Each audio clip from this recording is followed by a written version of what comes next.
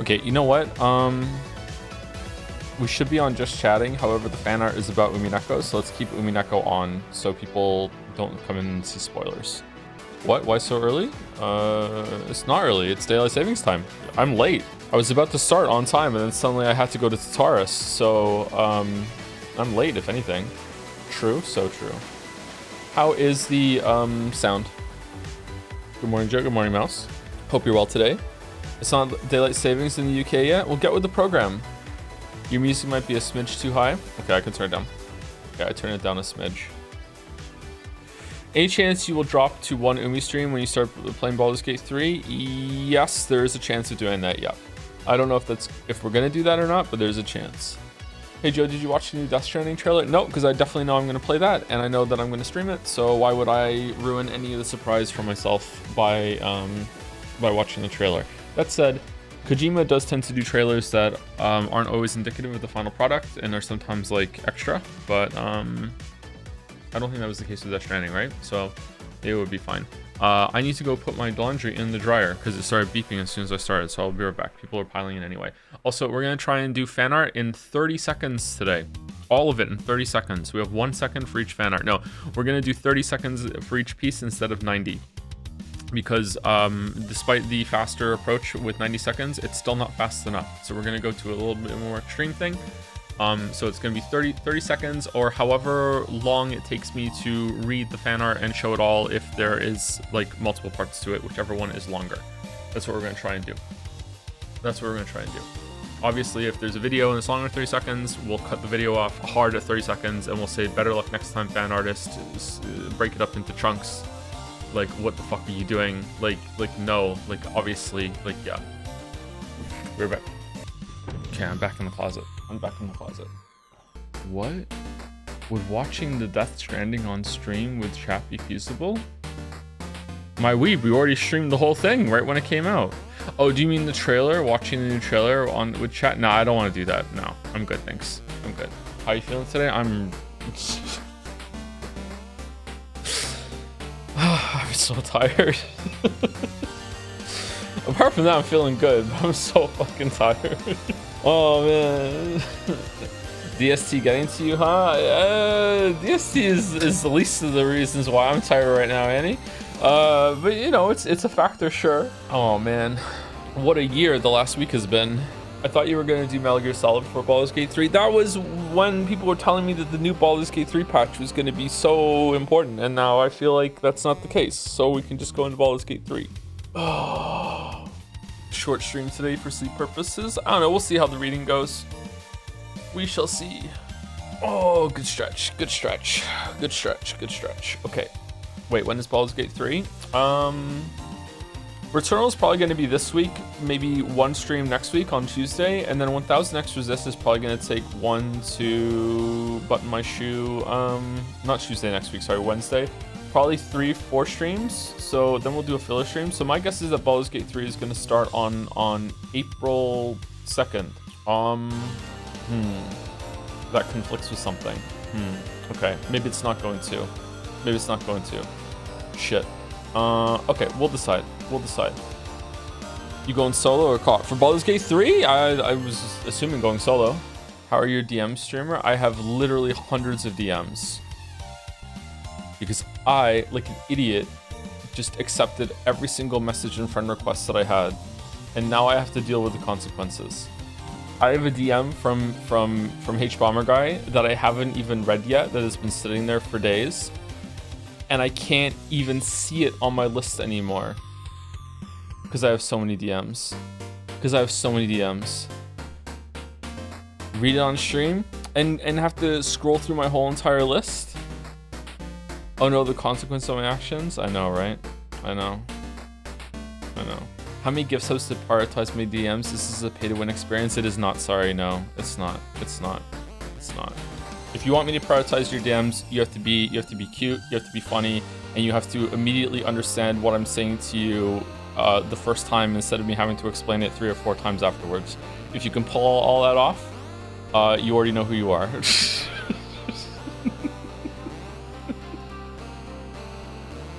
sorry. I'm flirting on stream. No, lock it. All right, fan art. Okay, 30 seconds. Oh my god. Okay. Black screen? What do you mean black screen? What? Oh, there you go. I'm sorry. Okay. Don't play that. Don't play that. No, outer full screen. Okay, then we close that. Close that. We pull up the timer. Okay, so like I said, we're gonna try and do around 30 seconds for each one. And I'm sorry, fan artists, but like even with the 90-second arrangement, we are not ever getting like ahead of the fan art that is coming in. The music is still too loud. Okay, I can turn it a little bit, sure. What the hell, 30 seconds? It's still gonna end up probably being more than 30 seconds, but that's the goal, and we always overshoot the goal, and then we'll be fine. Okay? Love that Maria is the gremlin. Okay, here we go. We're starting. By Sam, an unintellectual. She's here to light up your life as long as you are in the room she is situated in and the power is on. Thank you, An Cafe Pizza, for helping me figure out how the hell to draw this dress in this position. Damn. Would this still be like called trapeze? Stop looking up here, stupid. The plot's just getting good. Flipping the chessboard. Maria Goblin is a chat pointed out. The Battler is inexplicably so much taller than everyone else because he's the 5'10" Chad. Nice. Is it a punching glove? A boxing glove? The gun is going crazy. Yay, George. That's good. Cool. Artistic, like whatever the hell these are called on the chandelier sticking out. Nice. Tassels, is that what they're called? Are you not chandeliers still called castles? Oh no, I'm sorry. No. Oh man, I got so little sleep, chat. I'm sorry, and it's on like a bad run of sleep at the same time. I'm trying. Thank you very much, Salmon. Unintellectual. I can't talk. It's gonna be bad stream. Bad stream. It's not letting me hit the button. It is letting me hit the button. Here we go. Another chandelier. Are they all chandelier chans? By Zephorix. Very late because I'm still catching up with the streams, but here's my art of chandelier chan. This time I actually spent a lot of time doing some experimental coloring methods, to me at least, and I think it turned out very good. I agree, it did turn out very good. Is it more trapeze? What is this called? With the when you kind of move yourself in like fabric curtains kind of thing. Cool. Aerial silks, is that what they're called? Hair kind of looks like an upside down flame, like from the chandelier. That's cool. Oh, you painted one of her nails. Oh, that's cool. I really like that. Neat. Aerial circus, really? Good job, Zephorix. Good job. Thank you. Have you ever considered postponing stream like 2 hours and getting a nap in when you need to? I can't nap. Nope, I can't nap. It's impossible for me to nap. Again, I have to say this to a lot of different people. Like, I have a sleep disorder. I have narcolepsy. It's not possible for me to nap. If I go to sleep and I can fall asleep, I'm asleep for hours. That's it. Crackle E by Viff. Live reaction. I got possessed, decided to sub the electronic candles for wax ones because the electronic ones look a bit odd. I'll try to polish this during the next Umineko stream maybe. Cheers, and I'm sorry. Why are you sorry? People love Chandelier Chan. Chandelier. Live reaction. Crackle. That's good. Where can I buy the chandelier? I mean, give it time, maybe. She's so fine. Are these still like classified as beads? Probably? Or is it just jewelry? That's very creative. 3 different very creative renditions of Chandelier Chan. Holy shit. Thank you, Viff. Also by Viff. Sorry to interrupt, but I love Nanjo so much. Wait, what?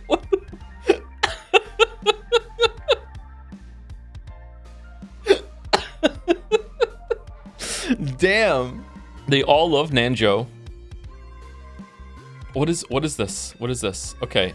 This is like a little sweat droplet. Is it because the chandeliers are giving off a lot of heat, or is our Chad Nanjo actually a little nervous with all the attention he's getting? What do you think, chat? Is it just a heat reaction? Is Nanjo a Chan by default? Chanjo? Maybe. He's shy. Can Nanjo be shy? Look at the flex with these designs here too. Damn. Thank you, Viff. Thank you. Viff again. Riffing off the beautiful chessboard Chan with my version of chandelier.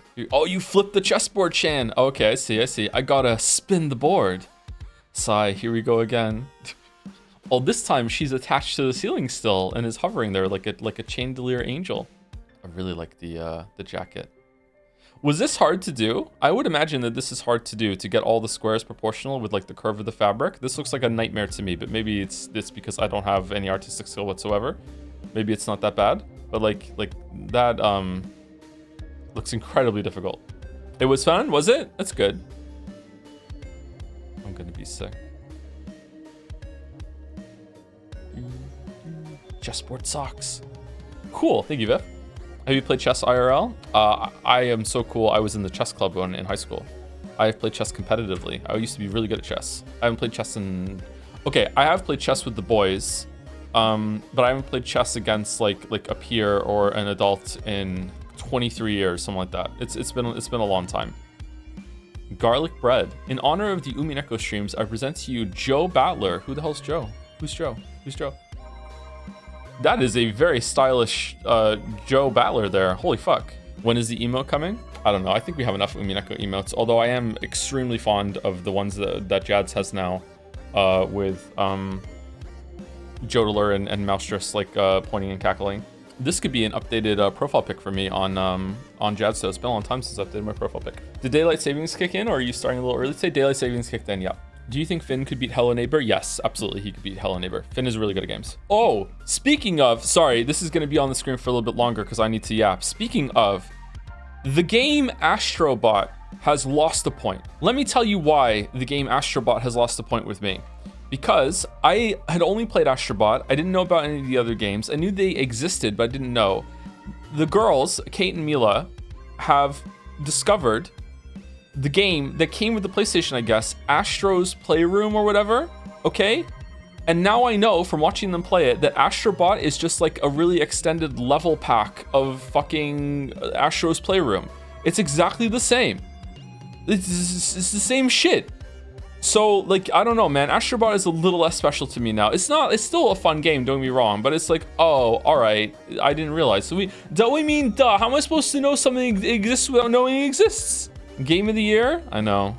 He has acquired the information. Yeah, we told you. I didn't know. I thought it was like a 2D game or just like some stupid VR thing that you just played around with. I didn't realize it was like exactly the fucking same thing and they just made more levels of that. You literally owned Astro's Playroom. I literally didn't launch it. I didn't fucking play it. I never even seen it. Why would I do that? Okay, oh no, I have 2 hot dogs. I hate hot dogs now. Okay, and yeah, what's the problem with that? What's the problem with that? If someone came over to you and tried to pass off a hot dog as this brand new culinary invention that they discovered, and then you eat it and you're like, oh my God, this is so revolutionary. This is such a fucking good hot dog. And then it turns out, oh, down the street, they've been selling these for a while. It's not that special. It's all over the place. You'd be like, okay, I still like the hot dog, but it's a little less special to me now. No one said that. It's literally in the pin, my dude. It's literally in the pin. But he also made the first hot dog. All right, you got me.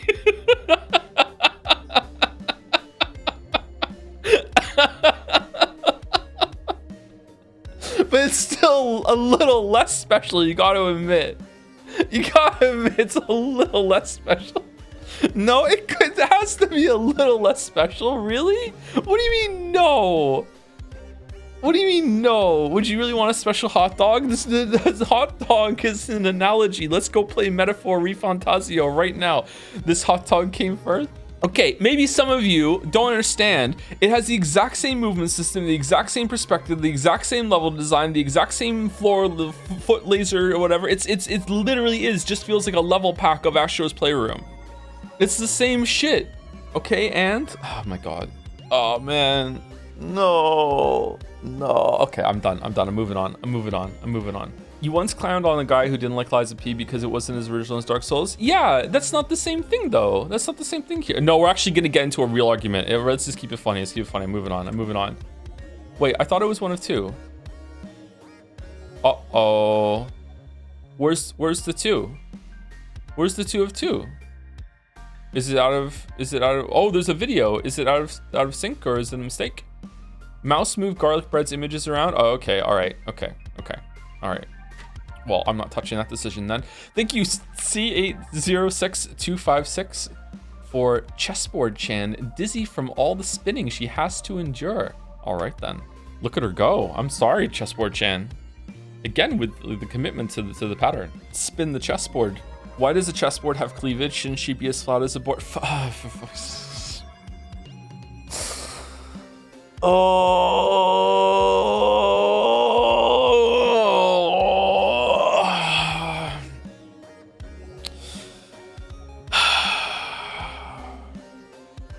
Thank you. We should also hotkey this fan art, so whenever someone says spin the chessboard, I can hit that hotkey on. We'll have like fucking like 9 of them by the end. It'll be like playing a rating as a warlock in fucking World of Warcraft by the end. Holy shit.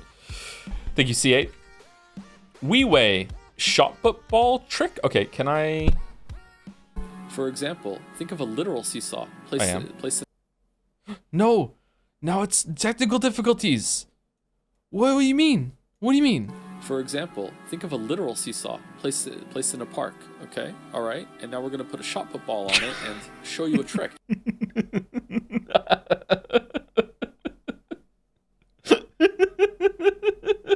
For example, think of a literal seesaw. Placed in a park. Okay, all right. And now we're gonna put a shot put ball on it and show you a trick. This is not a trick. That's just killing someone with a shot put ball. Okay, all right. Thank you very much, Wai. Thank you. Oh shit. Okay, don't need to answer that. All right, sorry. Oh, by the way, I got my blood test results, and oh, doctor office. Oh, we don't test for anything. We're not going to get you good information. Guess who's deficient in vitamin D? Me. So there we go. Who's owned now? Who's owned now? Who's owned now? All right, who's owned now? Everyone in winter places? That's true, yeah, that's true. I was already taking a supplement, so it's good to know, so I need to take a second supplement. And that's all I'm deficient in. That was the only deficiency they told me about. So you're saying you need more D in your life? I do need more D, yep. Literally you, because you sick? Yep, that's true, that's true. That's a good PSA, actually, because some people might not know that. If you live, is it anywhere in the Northern Hemisphere?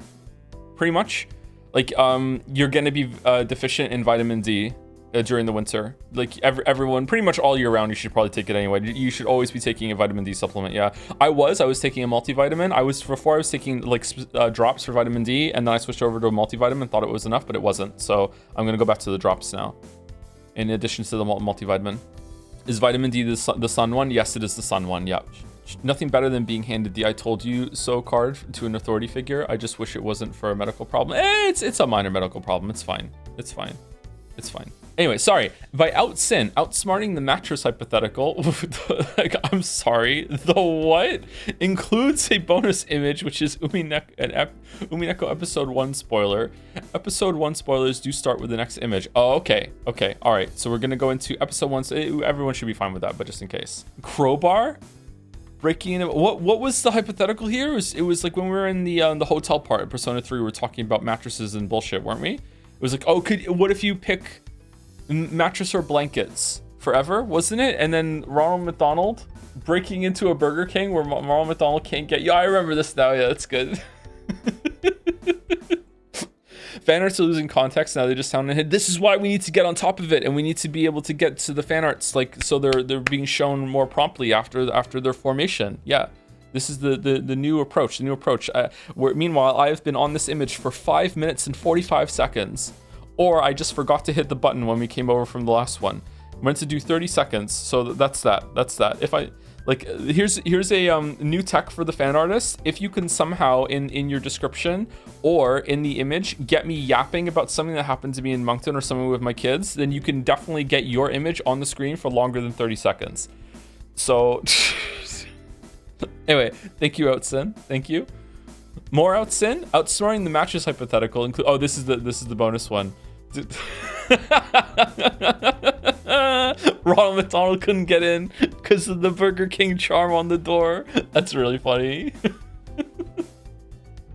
Oh, hey, her headache went away in that scene too, right? She finally got some sleep. Nice one, Natsui. Is that ketchup? Is it? It probably is.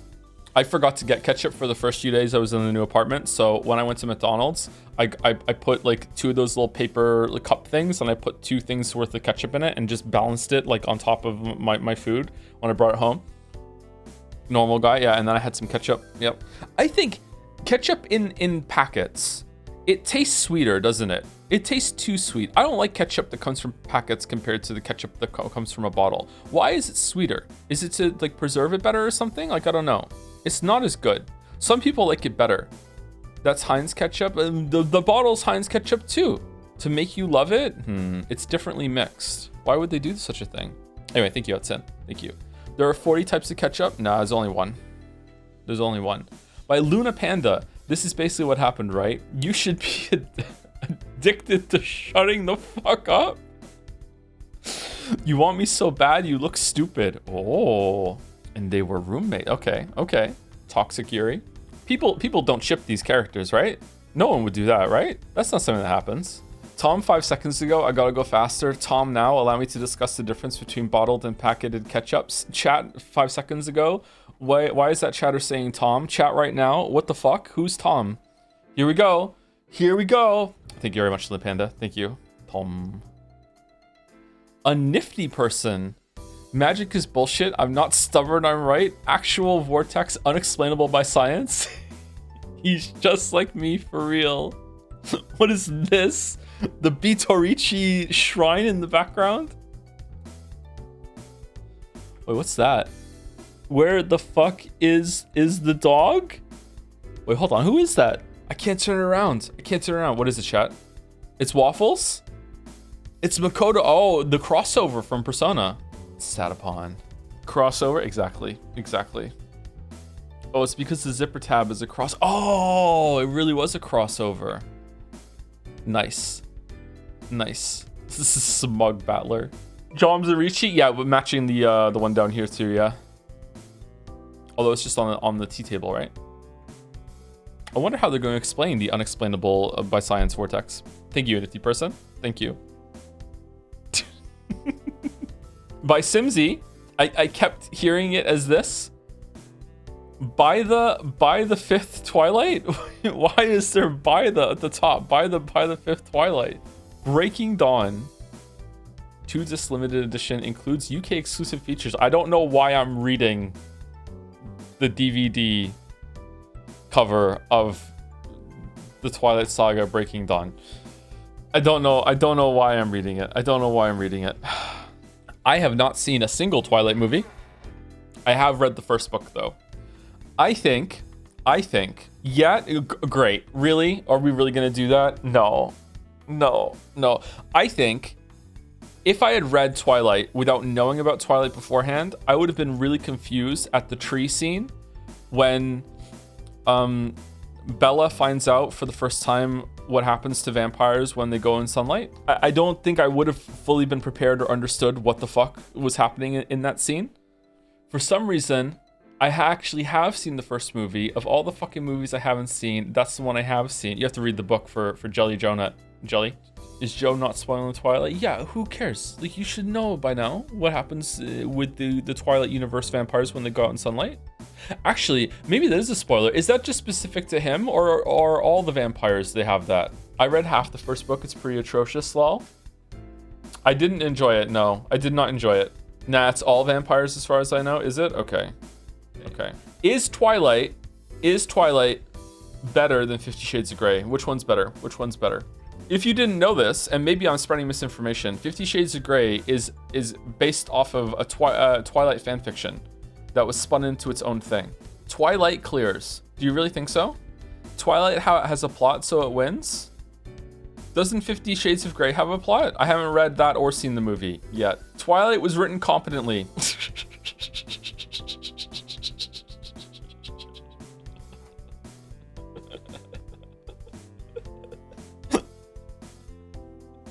So all you have to do is just to wait for someone to write something worse than what yours is, and then all of a sudden your thing is way better. Okay, it's been 3 minutes. I'm sorry. We're moving on. Thank you, Simsy. Thank you. By Garlic Bread. Oh, it's moved over. Nah, you're wrong. I'm right. Spin the chessboard. Oh, they're fighting. That's actually really funny. Fucking Jom's activating cat mode for a little while.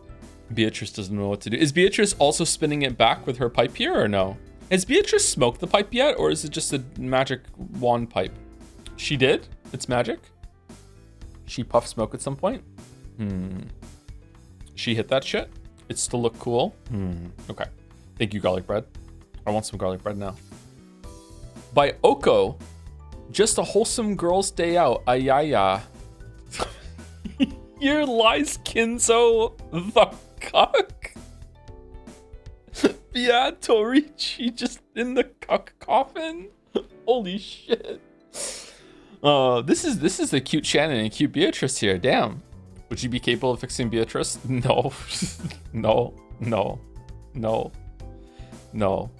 This is from the beach scene, right? I don't know why I'm going backwards just to find it. Life has come crashing down to the point of started working out, and your streams might have helped with that. Now doing 10 push-ups each day and eating protein. First time. I'll keep on it. Anangan Rama. Good luck with it. Try and slowly ramp up every single day. Like do a couple more activities and try to keep hitting your protein benchmarks.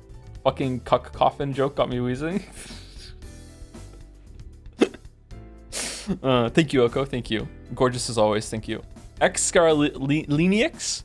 She's just bored. She's just messing around. She is a good person. I remember this one. Episode 2 spoilers start with the next image. Fucking just smashing the pipe over Natsui's head to give her the headaches.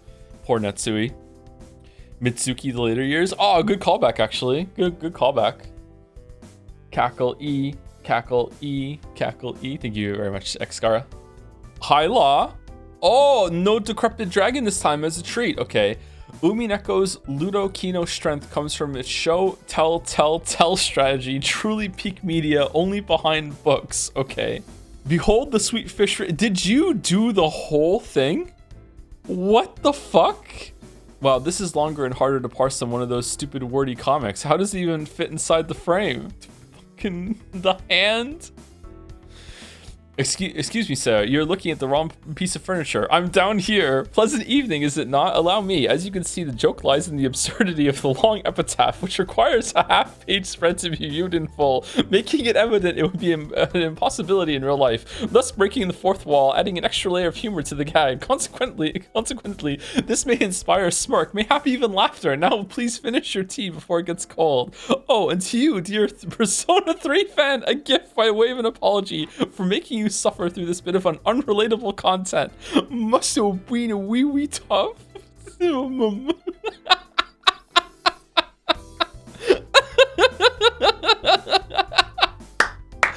fucking I don't know which one of these is funnier, but right now I think it's the prepaid month to a Twitter checkmark. That's an amazing own. Oh my god. Holy shit. Oh fuck. Well done, Hyla. Well done. The stray, I don't think these are strays. I think this is fucking 2 shotgun rounds right to the chest, my weeb. Holy fuck. We know this one wasn't magic. Fucking hell. Thank you, Hyla. Thank you. Holy shit. Vif is back, but still, hold on, shouldn't that day be far in the future for Aniki, and shouldn't those deaths visit him one at a time? That bastard, doesn't he have even a speck of human sympathy in him?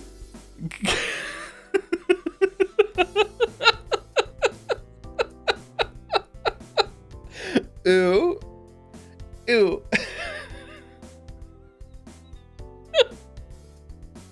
The drama. My favorite moment from Friday's stream, peak acting on both sides. This was the Greg stream? Yeah, it was the Greg stream, yeah. Yep.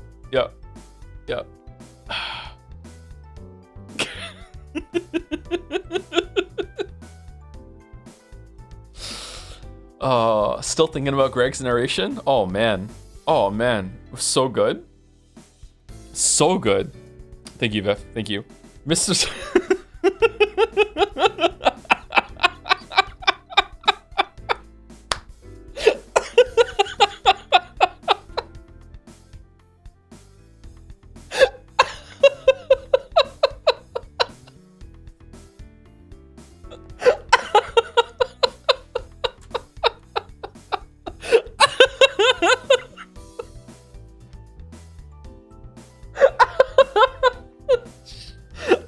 to imagine that this is what Ken was seeing during that scene.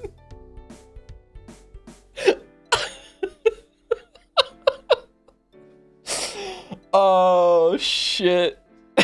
Oh shit. Oh, thank you, Mr. Sunrise. This is so sad. Alexa, play Patan Patan. Oh man. Oh. Okay. All right. Okay. All right. Thank you, Mr. Sunrise. Thank you.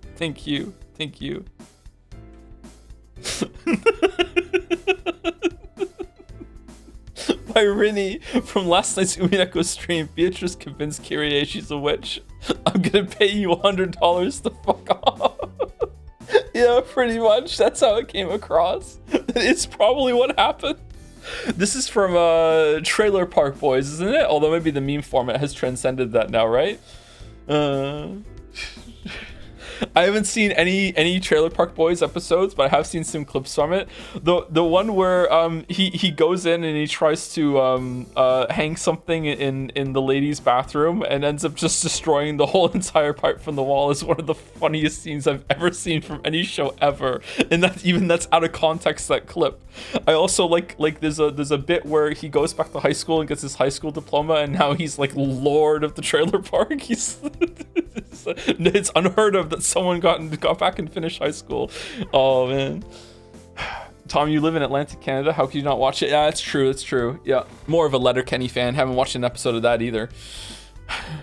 It's not his diploma, it's his grade 10 literacy. Oh, it's grade 10. Okay, he got his grade 10. Thank you, Riddy. Thank you. Also, for no reason at all, thank you for Beatrice in a suit. Thank you very much. Thank you. By Ash, use a large enough brush with a lot of line weight for this drawing to try and make it feel more dynamic. Also, Umineko-chan finally has a tail that I completely forgot about in my previous drawings. Umineko-chan. Interesting. Oh man, the sword, the action pose. Holy shit. Look at this. Cool.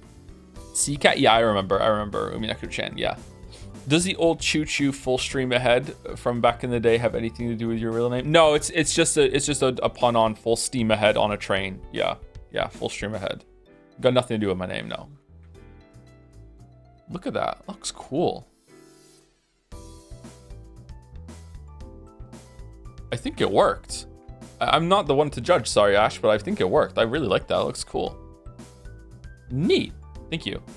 Also by Ash, I placed my Dark Magician girl in spread eagle position? What? Current stream Umi 2. I drew this a few weeks ago, though, lol, sorry for rapid fire arting. Stakes of Purgatory are 100% chance. Is this preemptive chanting? I don't know if it counts as preemptive chanting. Think Yu-Gi-Oh, Joe? That doesn't help me, Jelly? Doesn't help me, Merrick? It's pre-made chanting.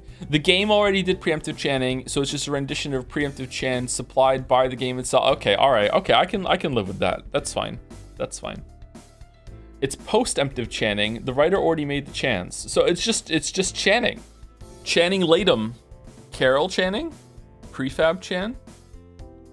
Chants right off the assembly line? I'm so confused. Is this your first stream? We love our chants here.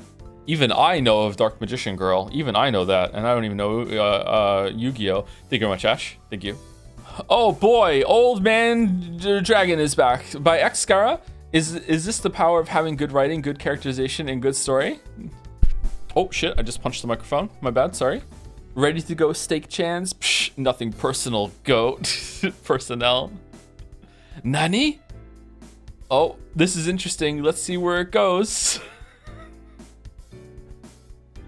Why, man? Why? This is literally, oh my god, I'm gonna say something now. Literally how my grandfather used to dress, and his name was also Tom. Like, literally how my grandfather used to dress. Oh, fucking hell. Woof, I have a persona. I am a robot. I'm on the team now. I can understand dogs, by the way. Yeah, nope. Story can't be serious anymore. The fucking holding the fucking back. No. Hey, to be clear, I am tolerating this for the good parts. Meanwhile, in Persona 3, these were the good parts, okay? All right? Come on. Come on. God damn. God damn, so owned. So owned. Thank you, Xcara, thank you. Coffee Chino, Drew Beato sneaking sneaking around in a cardboard box that was mentioned in stream today. Damn, look at all of this. Holy shit. Decoy wallpaper. Look at all this. Cool. Is your middle name and last name Jerry? No, that would be good, but no. It's a modified background for the game. Is it? I don't remember seeing this background in the game. The wallpaper definitely isn't decoy. You're Rorsharking yourself. How do you say that? Rorschach? Rorschaching yourself? Rawshack. Rawshacking yourself? Shacking yourself? Gotta go back to the shack. I barely finished connections today, by the way. Barely. It was close. I had one shot left and I got it. But I did get it. Thank you, Coffeecino. Luna Panda of Sheep and Wolves. Oh, look at the wolf shadows in the background. Cool. 50 Shades has an insane half excuse of a plot where the main antagonist never appears that could only result from serial publishing week by week. Oh, does it? Was it really published that way? Is your name Thomas D10? D10? Kenjin? It is. Yep, you got it in one. Yep, it is. Congratulations. You did it. Yes, on a BlackBerry. Oh, was it really? I didn't know that. It was written as a fanfic, but so not really published weekly. But okay, but didn't they like change a lot of stuff for the book release? I'm guessing they did, right? This is really cool, Luna Panda. I like the shadows a lot. The framing battler looking at the portrait. That's really cool. By Madison Bake, certified tone deaf Joe moment. Who's Joe? After all the horrendous things I've done to you, you still think of me as your mom? Ooh. Hey, chat wanted me to do it. Chat was pushing me into doing it, okay? Not all chat? Yes, all chat. Yes, all chat. Is this it? On my instance, the gnome woo sound?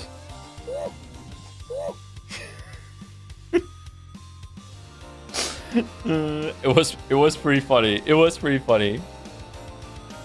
We need to do the gnome. We need you to do the gnome noise for Jetsaya. Probably. I don't think I can do it. Have you seen the full video of that? Yeah, I didn't know there was a full video. Did you guys tell me? Because if you did, I forgot. I don't know. Anyway, thank you, Best Bake. Thank you. Thank you. No fucking no. The expression. Thank you. Thank you. By Xscara. Oh, what the hell? I am not a weeb. I defy you, Cackle. You, holy shit, you are not real, damn you. What the fuck? Yes. What? Tap? Many have. No, she is so pretty and blonde. I am not a weeb, am I? Oh no, he's back. God damn it. Whoa, what's this? What's dripping down there? That's fucking cool. Look at that. That's cool.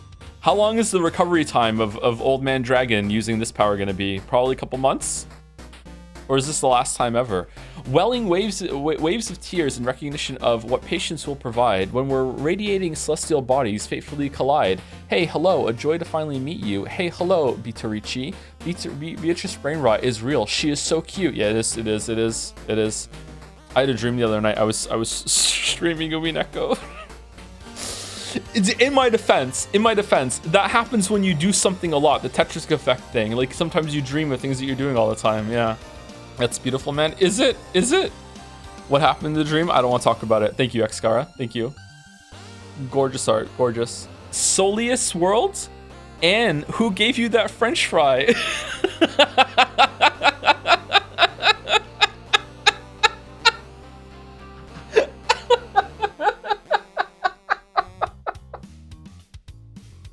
What an amazing crossover again. Is that half a decoy on here? What the fuck? Ooh, I told you it was Ronald McDonald. Ooh. Fucking inspired. Wow. Is there a second one? It's 1 and 2? Why would you take a single French fry with you? Just eat it at the airport. That's not possible. With Ronald McDonald's magic, he will keep feeding you French fries until you're full. But it's just and fry. I could. You can't eat another fry because Ronald McDonald will keep feeding you fries until you're full. If you could eat another fry, you aren't full. Sure, but I control how many fries I buy. I won't buy any more than I can eat. You don't believe, do you? You better not disrespect him. Ronald McDonald will keep feeding you fries until your stomach explodes. Okay, I understand now how unhinged this sounds when you don't know the full hypothetical. Okay, I get it, because I could see her saying that. It's got big Maria fucking vibes. No, even if you do, no, we had to go there because chat wasn't going along with the hypothetical. They didn't believe in it. They didn't believe in it. Amazing.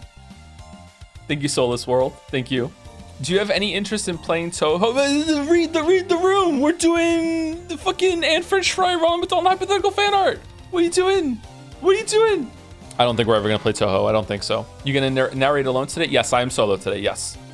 I think the collab reading streams will only happen on Saturdays, and I think it's gonna be 3 of us this Saturday. I think it's gonna be Mouse, Jelly, and myself on Saturday. I think.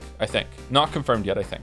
Just found a clip of you laughing at the thought of ever reading Umineko during the Devil May Cry 5 streams. Yeah, I know. I've been owned. Yeah, I know. I understand. I've already accepted my ownage. I fully understand and comprehend how much I've been owned.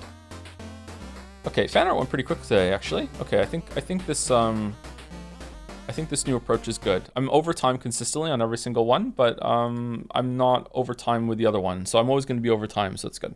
Okay, let me turn audio capture off. Hey, Shawarma Guy wanted to come to you, didn't read the DM. I did read that DM already, yeah. It's the follow-up that I haven't gotten to yet. You know, because suddenly had to move, like, during that.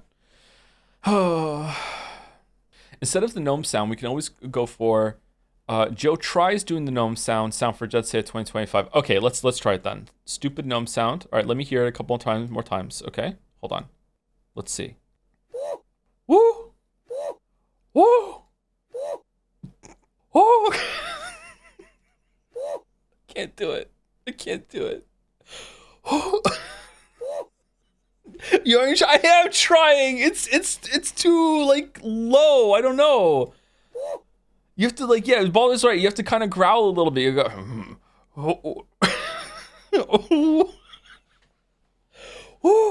No. Oh.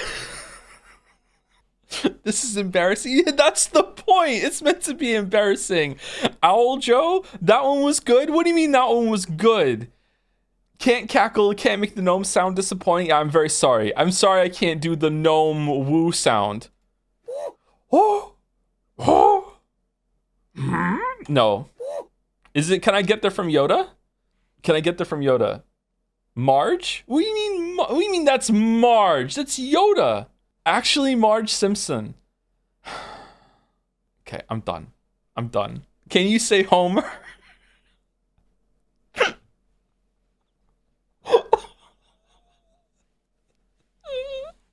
I don't want to. No, I don't want to now. No, I don't want to. Do it? Do I do the Yoda calibration first where I go, Do it? I can't. I'm still laughing. I can't do it. Hold on. I need a second. That's just Yoda. That's my argument. Chat's saying it's Marge. I don't know.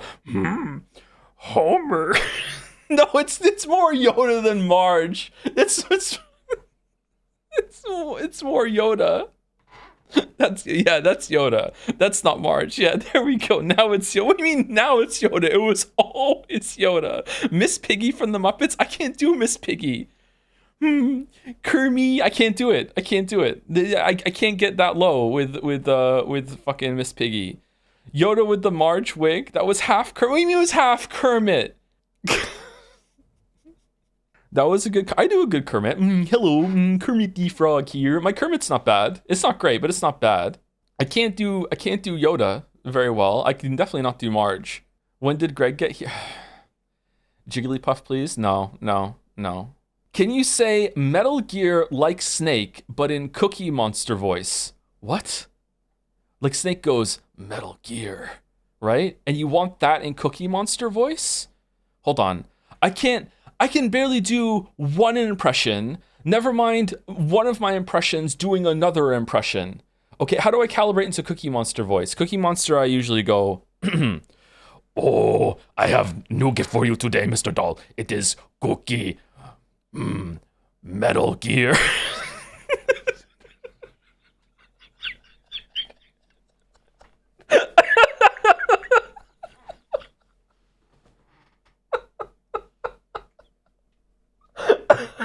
Okay, alright, let's get the fucking story on the screen.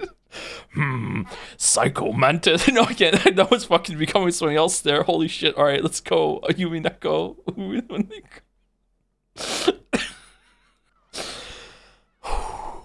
Okay, can we hear the not a game? That's isn't how Cookie Monster does questions though. Gotta go from scratch for sure. No, but they wanted it the Cookie Monster doing an impression of Snake, I think. I hear seagulls. Okay, hold on. It's quiet. It's kind of low for me too. I think it's quite impressive that you can get into the Snake voice without the prerequisite. What is this? That? I don't have to do that. My Snake voice is not very good though. Make the Cookie Monster say, ooh. No, we have so much reading to do today. We're not doing shitty impression an hour. No. I have to say thank you to Bits and Subs too. Any more interested in Silent Hill F, knowing that's written by the same guy who wrote Umineko? Actually, yes. Yep, I am actually. I would like to also play the other Silent Hill games at some point. When are you done playing Weave games? Never. Never, ever. Never, ever, ever. Thank you. Chiburasheka? Chiburasheka? Would you go on Cracking the Cryptics YouTuber Solve Sudoku assignment series? Fuck no. Fuck no.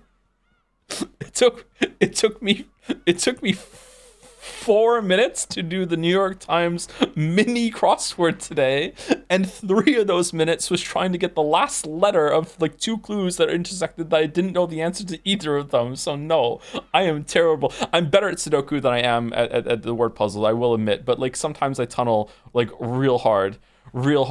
So yeah. I did it in 33 seconds. Well, I did it not that much longer than that, except for the last letter, because I didn't know either of them, man. I didn't know either of them. Knert, 36 to the resub. This is my first Umineko stream. Is it really that good? You don't want to stick around for this one. You want to go and watch the first one. Unironically, it does take a while to get going. So, you know, like you want to probably watch on ×2 speed until about the 4-hour mark and then see how it goes. Now, on the one hand, that sounds like a hard sell, 4 hours until it gets good. But on the other hand, like the story is like well over 100 hours long, so that's not a lot of its runtime. And I know that sounds rich coming from me, but yeah, unironically, this is one of those times where it really does get good multiple hours in. Yeah. Thank you, Big Man Rat, for the resub. Since you're more or less locked in to read One Piece, can you confirm for us whether or not you'll also watch the non-canon movies as well? Also, thank you for the great stream. You know what? If I do have to read One Piece, I'll watch the non-canon movies as well, because it's never gonna happen. It's never gonna happen. Never ever. Never ever. No way. There's no way Umineko is going to be overall better than Disco Elysium. Disco Elysium is a fucking like masterpiece, best video game writing ever. There's no way. There's no way. I do think it'll come somewhat close. However, there's no fucking way at the end of this I'm going to clap my hands and go, you know what? It was better than Disco Elysium. And if it was, I will say that. I will admit it. I will do it, okay? Because as people keep saying, like, I didn't think I was going to like this. I made fun of it, and it was miserable for the first 4 hours, and then it got interesting, and you gotta hand it to me. You gotta hand it to me. A lot of problems as a person, but I gave it a fair shot, and here we are, okay? Here we are. Oh, man. How annoying. Thank you, Key to Truth, for the resub. My wee friends are telling me it gets really good around the cat-made Neko Battler versus time-traveling Senpai Maria's secret twin sister. Hang in there. Thank you, Key to Truth. Looking forward to it. Thank you, Sadlel, for gifting a sub to Bill Nye the Cutie Pie. Oh, nice one. It's saved. Thank you, Sadlel. Zorgox to the bits. Sure would be a shame if every guest you had on was more entertaining than you, so put me in, coach. Ha ha ha, JK, unless... Oh, really? We're gonna guest shame me? We're gonna shame me via the guests? Oh no. You don't even want to know. The game that Jelly has proposed that we play on his stream. You don't even want to know. Oh my god. Thank you, Potential Pizza, for the resub with a very long message. Hold on. You've created a hub for the Umineko community? I know, it sucks, doesn't it? It's really cool how many blind viewers are not just experiencing the story with you, but also theorizing and discussing as well. This is becoming something larger than just one streamer's read-through. Yeah, it's been like that for a while, actually. I've been told that a few times. It's nice. It's nice. It's like a rediscovery of the VN for some people, and it totally deserves it. It's really well written. It has its problems, don't get me wrong, but it's really well written. I'm really enjoying it. Tick Tickler used to say, when Natsui and Ava were going on about family head, they weren't talking about Kinsa. Thank you, Mango Juice XRA for the resub. Mikert13 also for the resub. Can I get a long joms? Joms. Thank you, Top Virtuosity for the resub. Hey, Thomas, big fan. I prefer Tom, if that's okay. Was wondering if Pentiment is still locked in after Baldur's Gate 3. Asking because would love to see you play a game with great writing. I think it is locked in. I think we will play it this year. I don't know exactly when, though, sorry. I don't think it's going to be exactly after Baldur's Gate 3, but it's possible. Sometime after Baldur's Gate 3, I think, but before the end of the year. Before Metaphor. Before Metaphor, after Baldur's Gate 3, the window narrows. There we go. Thank you, Takaka Agan, for the resub. In Bitorichi voice. Oh, Josephu, I can't do the Bitorichi voice. Sorry, you're gonna have to ask Mouse to do that. Thank you. No hope for my. Oh, it's muted, so I can't do it. No hope for my queer ass for the resub. Greetings, Tom. So far, 2025 has been much better for me personally than recent years. Hey, me too. Glad to see you back and enjoying yourself. I really am. It's been difficult, but way better than the last many years. Let's put it that way. Thank you. No hope for my queer ass. A wholesome, sweet message from my queer ass. Quixotics for the bits. Persona 4 and 5 having actual setup and delivery for each of their party members and seriously considering how they should be integrated. Sees walking into Tataris with some dude they found crying at a gas station, a dog, a child, a robot, and a homeless drug addict. Chat. Okay. All right. Persona 3 fans still taking the shots, I guess. Sorry about that. Sorry. I'm sorry. It's still going. I'm sorry. Thank you, Electron Active Area for the bits. Hey, Tom. Beato really incarnated her inner Mitsuru on episode 3 and used Marin Karen to charm this Jodler guy. That's good. That's good. True. Thank you, Annie, for press for the bits. Can't believe my feminist literature got so bored of its bumbling, goofy male protagonist it decided to introduce yet another female character to potentially take over the spotlight entirely. Angie, more like another Mary Sue in my story about a male character triumphing over the witch. G, Umineko, more like Umi Woke. Oh, ugh, uh-oh. During International Women's Month too, Annie? For shame. For shame. What are we doing here on this gamer stream? What are we doing? Imagine where in life you would be right now if you had stalled just a bit longer on that Leap Day stream and never got to the good part. Yeah. All of the dominoes. Thank you, Newsical, for the new sub. Welcome. Thank you very much. Clawfist. Thank you, Peppy91 for the resub. Lucas1 for the resub as well. Finnick for the bits. Loved episode 3, Joe. Thank you for streaming it. And I hope episode 4 is going to be just as good, right? Episode 4, the one everyone loves, right? That's what everyone says. Thank you, Materialist Thick for the bits as well. Hi, Joe. I have a joke for you. What do you call a French and Trinidadian threesome? A Nicki Minaj à trois? Okay, all right. Reluctant +2. All right, whatever. Thank you very much. Thank you. Axel87 for the bits. For no reason at all, please check out how the French word fatigue sounds. I took some French in school, Axel87, so I know exactly where you're going with that. Very mature on the stream. Thank you very much. By the way, do you have anything more to say about the end of episode 3? Not that I didn't say during stream last time, I don't think. No. I don't know. I'm a little worried that a lot more of the story than I have previously thought is unreliable, and there's a lot of things I should go through and like take accounting of a lot of what's happened and then like, okay, maybe that's not how it happened.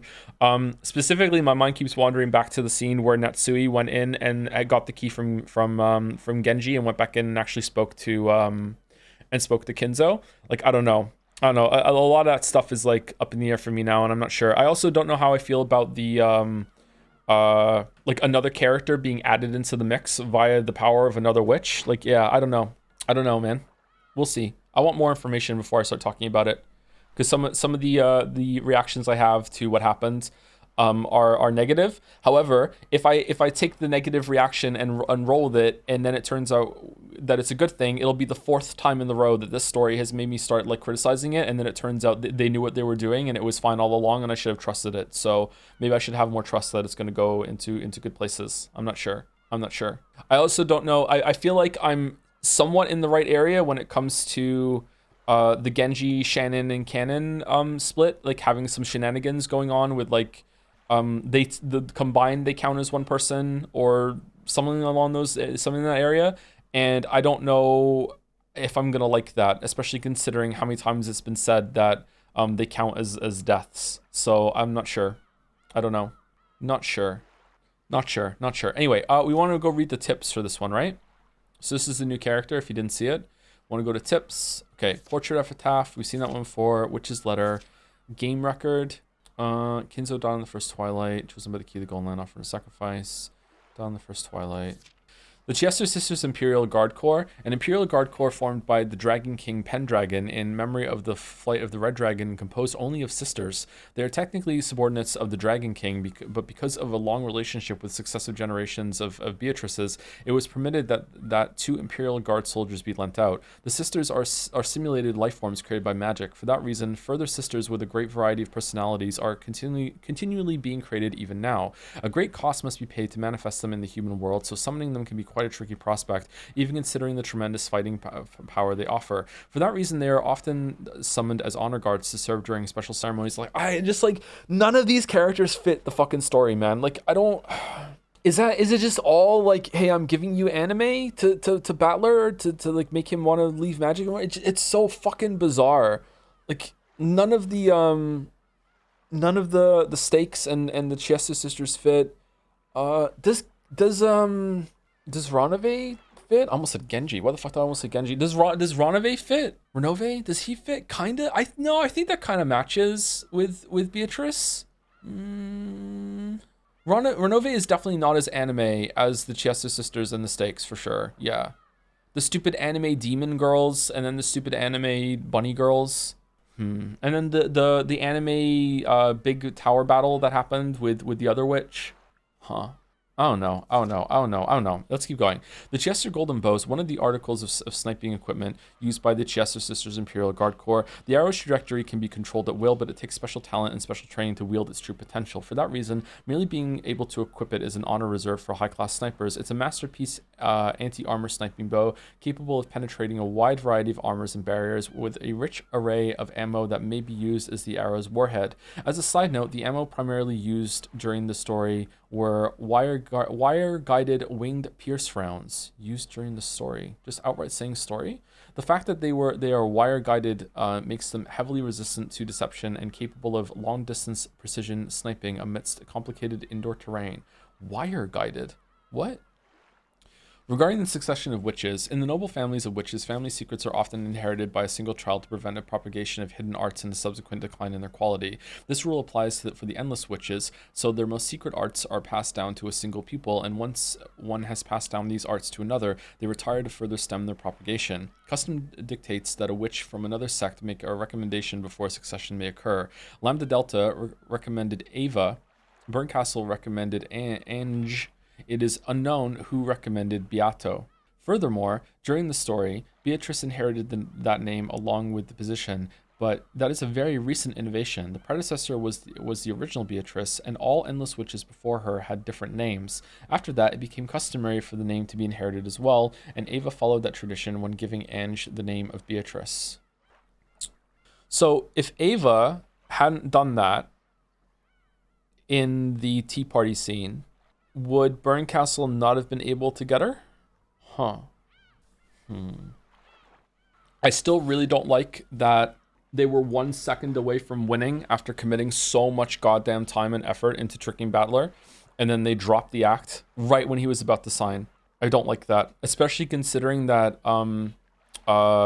Angie was about to break through the 4th wall and, descend like an angel. I feel like I'm of two minds of it, because on the one hand, if it was going to get interrupted by an outside force anyway and Battler wasn't going to notice, then having that moment where it drops was kind of like an oh shit.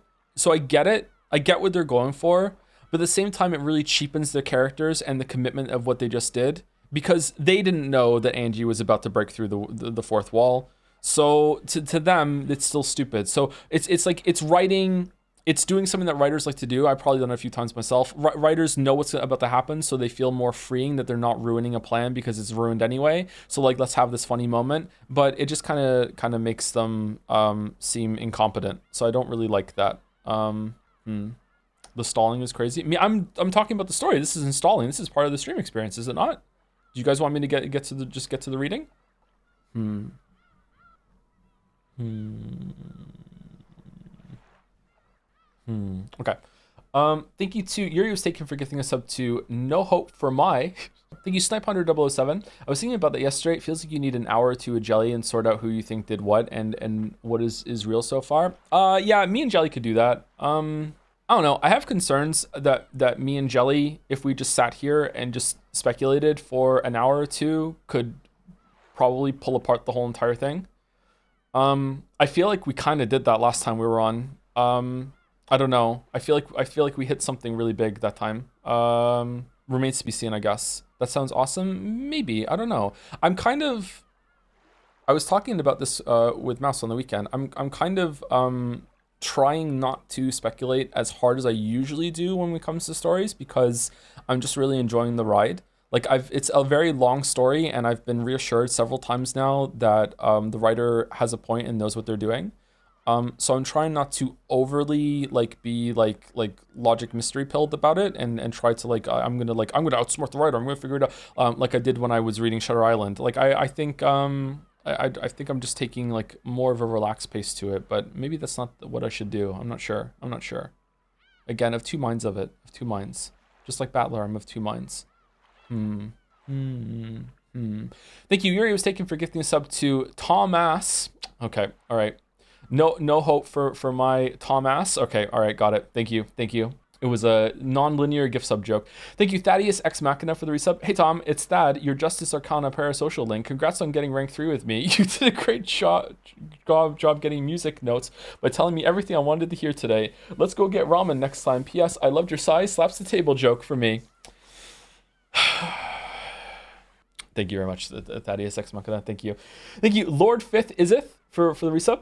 Experiencing this story through these streams has been a blast. I hope that this story keeps up, but at this point I would be more surprised if it doesn't. Oh, the faith. Okay, here we go. So we're going into episode 4. Unlock loading. Is there a secret episode down here, or a secret epilogue thing before the other one? Maybe? Probably, I guess.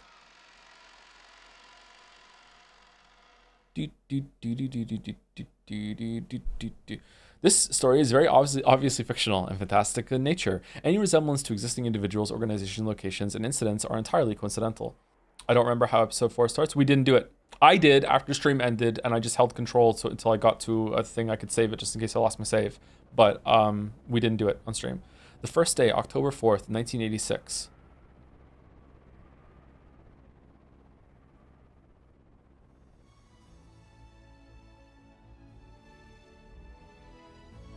How is the music? Oh, we're back on the fucking plane again.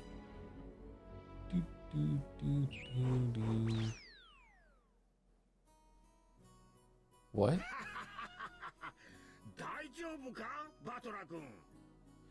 Do you think Umineko would stand an actual intimidating chance of beating Disco Elysium if its translation was 3, maybe 10 times better? Yes. Sound is good.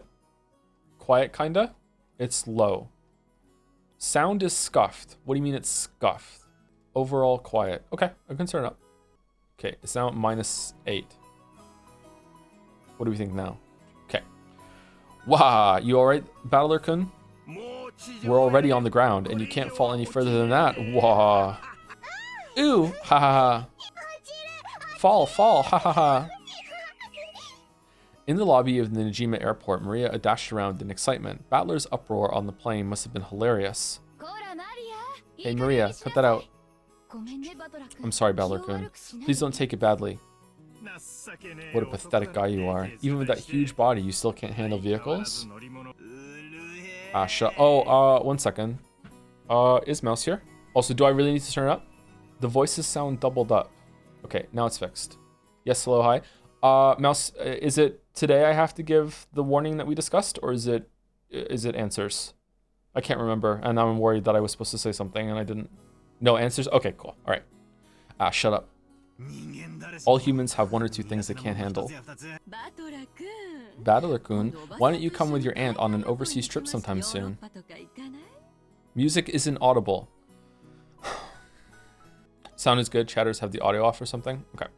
Oh, all right, sorry, give me a second. It's just so annoying sometimes. Fuck, all right, just give me a second. It's not their fault. I know people like hear it different ways, they have different sound setups. I know they're not, but like, fuck, it's just so annoying. Okay. Okay, all right, okay. Battler-kun, why don't you come with your aunt on an overseas trip sometime soon? How about Europe? After what you did last episode? Fuck off, I'm sure you could manage a half-day trip on a plane. Giggle, giggle, giggle. Stop it, mother. Battler-kun's dislike for vehicles is probably genetic. Is it? Oh, you mean Asumu-san? For some reason, she just couldn't handle vehicles. Pretty much anything other than a bicycle or a car. Whenever we tried to go far away, that woman was so annoying. I can't say woman today. With the not this, not that. I'm scared. Fall, gya, gya, ooh. Children tend to learn that things their parents can't handle are dangerous. That's very true, yep. I'm sure Battler-kun saw Asumu-san doing something like that and learned that vehicles are scary. Giggle, giggle. So it's Asumu-san's genes then, is it? Who knows? Those would be some pretty annoying genes. That's not talking about Sumu. Right now, you're the one who's here, right? You're right, sorry. Hey, the cars are here. Exactly 3 of them. Get in, get in. Fall. Where's the parachute?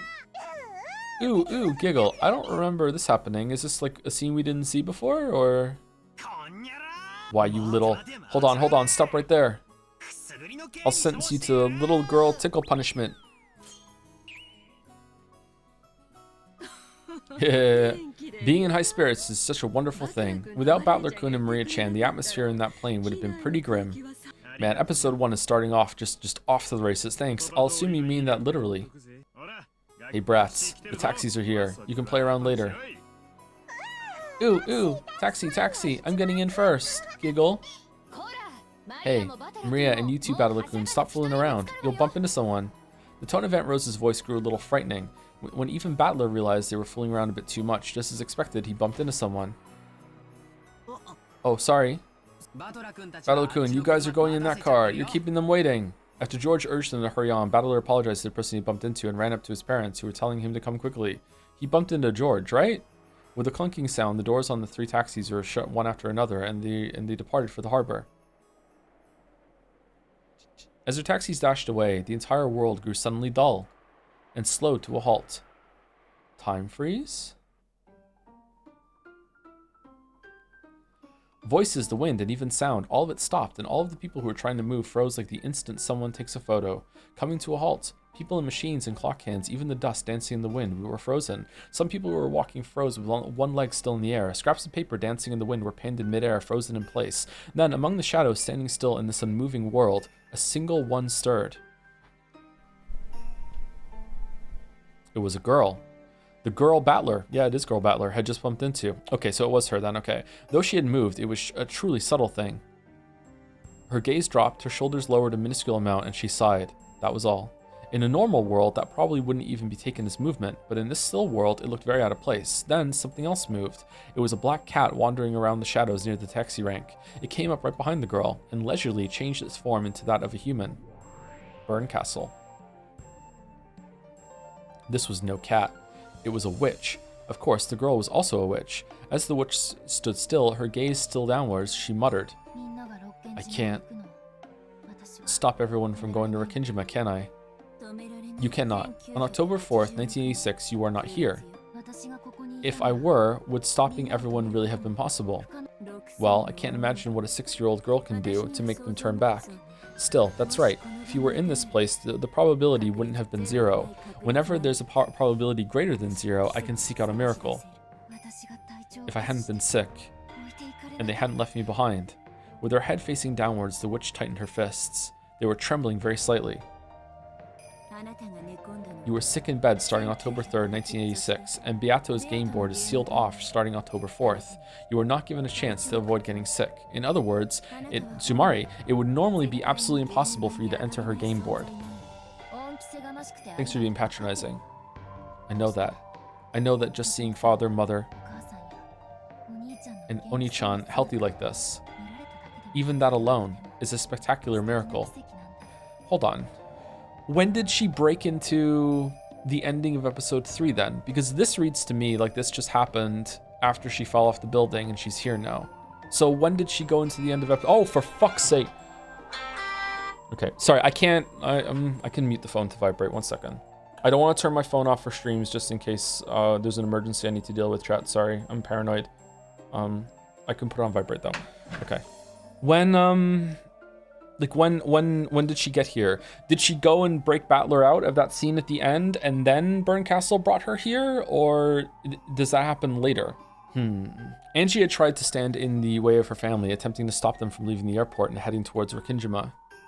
Are you still under the blanket fort? Yes. Does it sound good today? I've even extended the blanket fort. I have another curtain here now with some soundproof foam on it.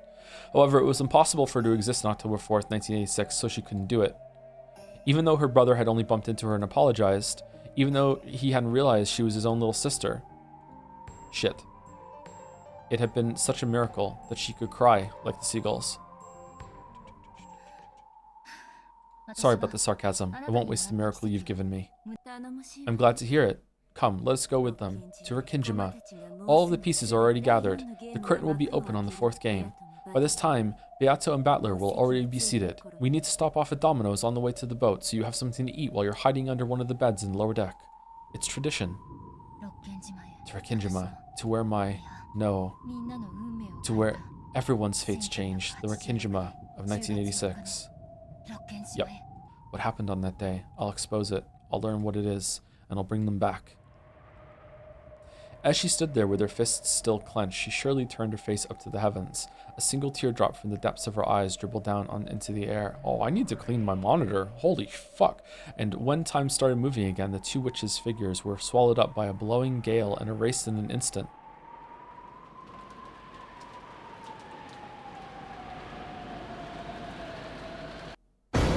Ah, what the?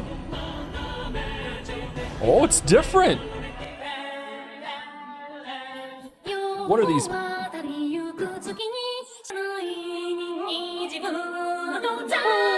All the towers? No. Alright, so introducing a new main protagonist halfway through your long ass story. Fucking Chronicles of Amber bullshit. Fucking hell. Enjoy that joke for 4 of you. Enjoy. That's for you. That's a freebie. Enjoy. Oh, we're in this room. Okay.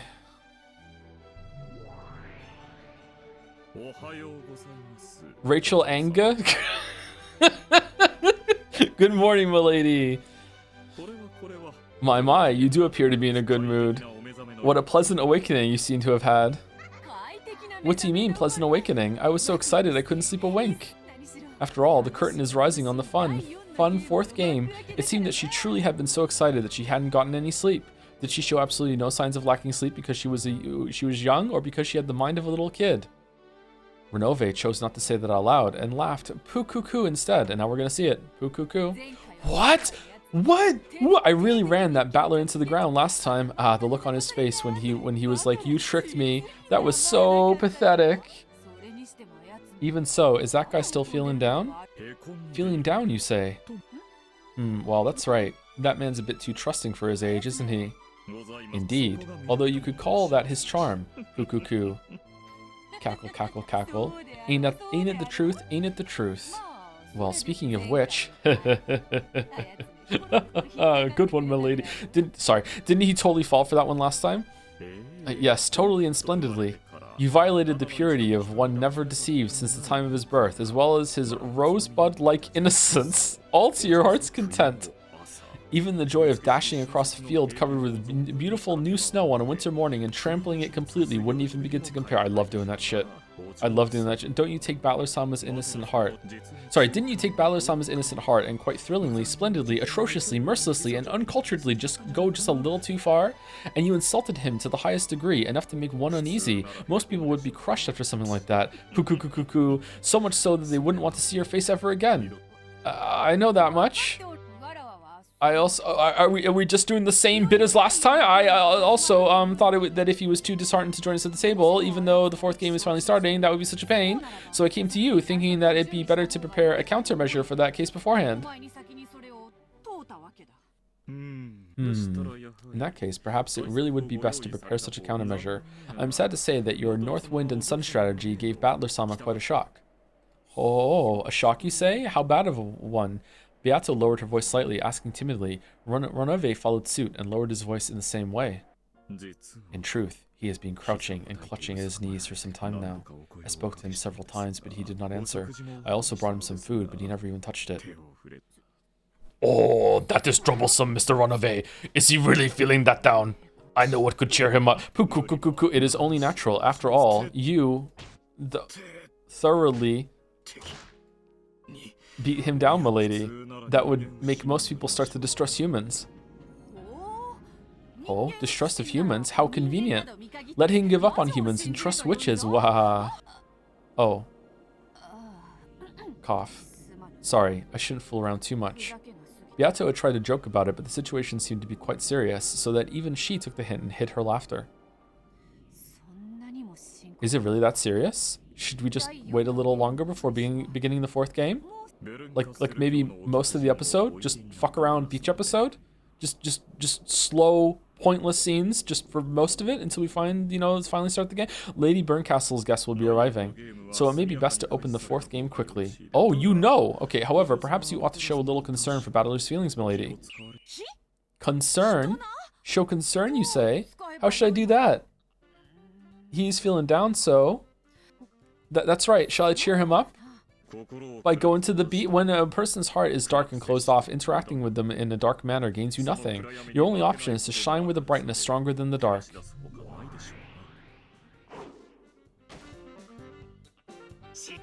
Damn it, quit messing around.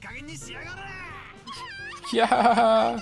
Battler-kun, over here. A croissant baked by Runaway-sama would be wasted on the likes of you. Why don't I enjoy it myself? So Ranaway's like, you know what? He's so sad he's not eating anything. And meanwhile, whenever Ranaway leaves the room, the fucking Stake show up and steal his food and kick the shit out of him. He's like, man, so hungry. Battler's stomach involuntarily growled at the fragrant smell of the croissant. His breakfast plate was empty, but Battler hadn't eaten any of it. The biggest glutton of the 7 sisters of Purgatory, Beelzebub, had waited for Ranaway to leave and had them come snatch the food. Yeah. Battler had noticed, and they'd been really noisy ever since, even though Beelzebub had only had to give it back immediately or else throw it in her own mouth right away. What? She intentionally ran around in circles, making fun of Battler. Give me my breakfast back, damn it! If you get back now, I'll let you off with a single flick to the forehead, but just you try eating it. What, are you gonna eat me up instead? Yeah, if you think you can, just try it. I'll bet I'll be as sweet as honey pancakes. Yeah. Gotcha. Right now, I want to eat that bread even more than your thighs. Be a good girl and give it here. Why does this look familiar, this pose? So you resist until the end. No way, I won't give it to you. Even the croissant wants me to eat it. Yay, yoo-hoo! Good morning, Battler. Are you still moping so early in the morning? It's the beginning of a new day and a new game, so let's get our spirits up. She flung the door open like a marathon runner drawn on a certain caramel box, with her hands held high and an idiotic cheeriness. Beato appeared. For some reason, flags from around the world and confetti scattered about, perfectly completing this magnificent entrance. So you don't want to win, you just want to hang out with Battler forever. Okay. Battler and Beelzebub, who had been fighting over the croissant, completely forgot about their argument, speechless. Yeah. Good morning, Beatrice-sama. I'll just be on my way now. Here, Battler-kun, say ah.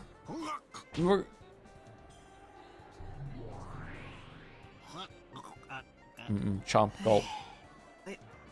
Hey, morning, Beato. Glad to see you're cheery this morning. Beato and Battler looked at each other. It seemed neither had a clue what was going on with the other. But Battler, what's going on, Ranaway? He looks totally fine, doesn't he? He isn't clutching his knees. And he's answering. Wait a sec, he was even in the middle of eating.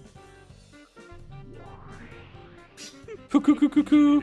No, he was sleeping like a baby in his futon, clutching his knees. I informed him that it was time to wake up, but he just wouldn't rise. I tried to feed him, but it seems that a naughty cat wandered in and prevented that. Cuckoo. You tricked me. All right, resolve the bet. Beatrice got Ranaway tricked. What's a pun we can do for Ranaway? Ruse evade. She got ruse evade. Ah. You should talk. Weren't you the one who played that master trick last time?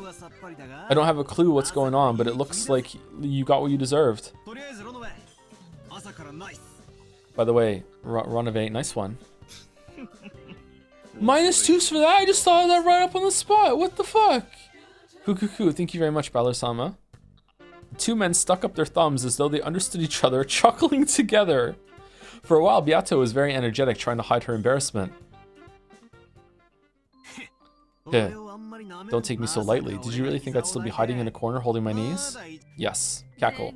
Then who was that person crying their eyes out in frustration last time? You could have gathered your tears in a jar and called it face lotion. Shut up. That was just because I was a little surprised by your crappy act. I might have looked a little lame, but don't think the same move will work twice. I mean, she's already started my weeb. Of course not. And don't disappoint me by falling for the same move over and over again, okay? Cackle, cackle. Yeah, just you watch. I'll show you that I'm a guy who gets stronger every time he's beaten down. But Beato. Yes, what? Don't do it again. Oh? Why's that? So you really are weak against a rear attack? You and I are enemies, and we'll certainly never join forces. I now understand that clearly. So don't you ever try to trick me about that fact again. Cackle, cackle. You say that, but knowing your weaknesses, I'll... Beato thought they were still joking around, but that tone had disappeared from Balor's expression some time ago. Beato felt as though his eyes were like the surface of black tea that had cooled down. You hear me? Don't do it again. I don't get it. I might do it again when you've forgotten, right? Don't do it again. Alright, he's legit hurt. Okay. Pierced by his strong and forceful gaze, Beato held her tongue. Maybe she was certain that Battler would break that silence with laughter. However, Battler's serious expression didn't change in the slightest. So to break that silence, Beato had no choice but to start laughing at herself. Okay, so that hurt him more than the end of episode 2? Interesting. Okay. Cackle, cackle. Very well. Very well. You and I are worthy opponents. No matter how friendly our relationship, we'll never be anything more than a pair of enemies. Say it in red. If you have not mistaken this, that is enough for me. That's right. I almost forgot you were my enemy for a second there. I won't embarrass myself like that again. I won't fall for your rear attack again. Never, never again. I give it 2 episodes. Humph. It seems I'm not the only one who cannot wait for the 4th game. I am pleased, Battler. Come, take your seat. Yep, just how I like it. Clever little tricks won't work anymore. Stop acting so tough. You remain in a state of surrender for the last mystery. You remain in a state of surrender for the last mystery in the previous game, the mystery of Nanjo's murder. My answer for that one's still on hold for now. But that doesn't mean I've lost heart. I'll definitely break your red truth and show that I can deny witches. Humph. A commendable attitude.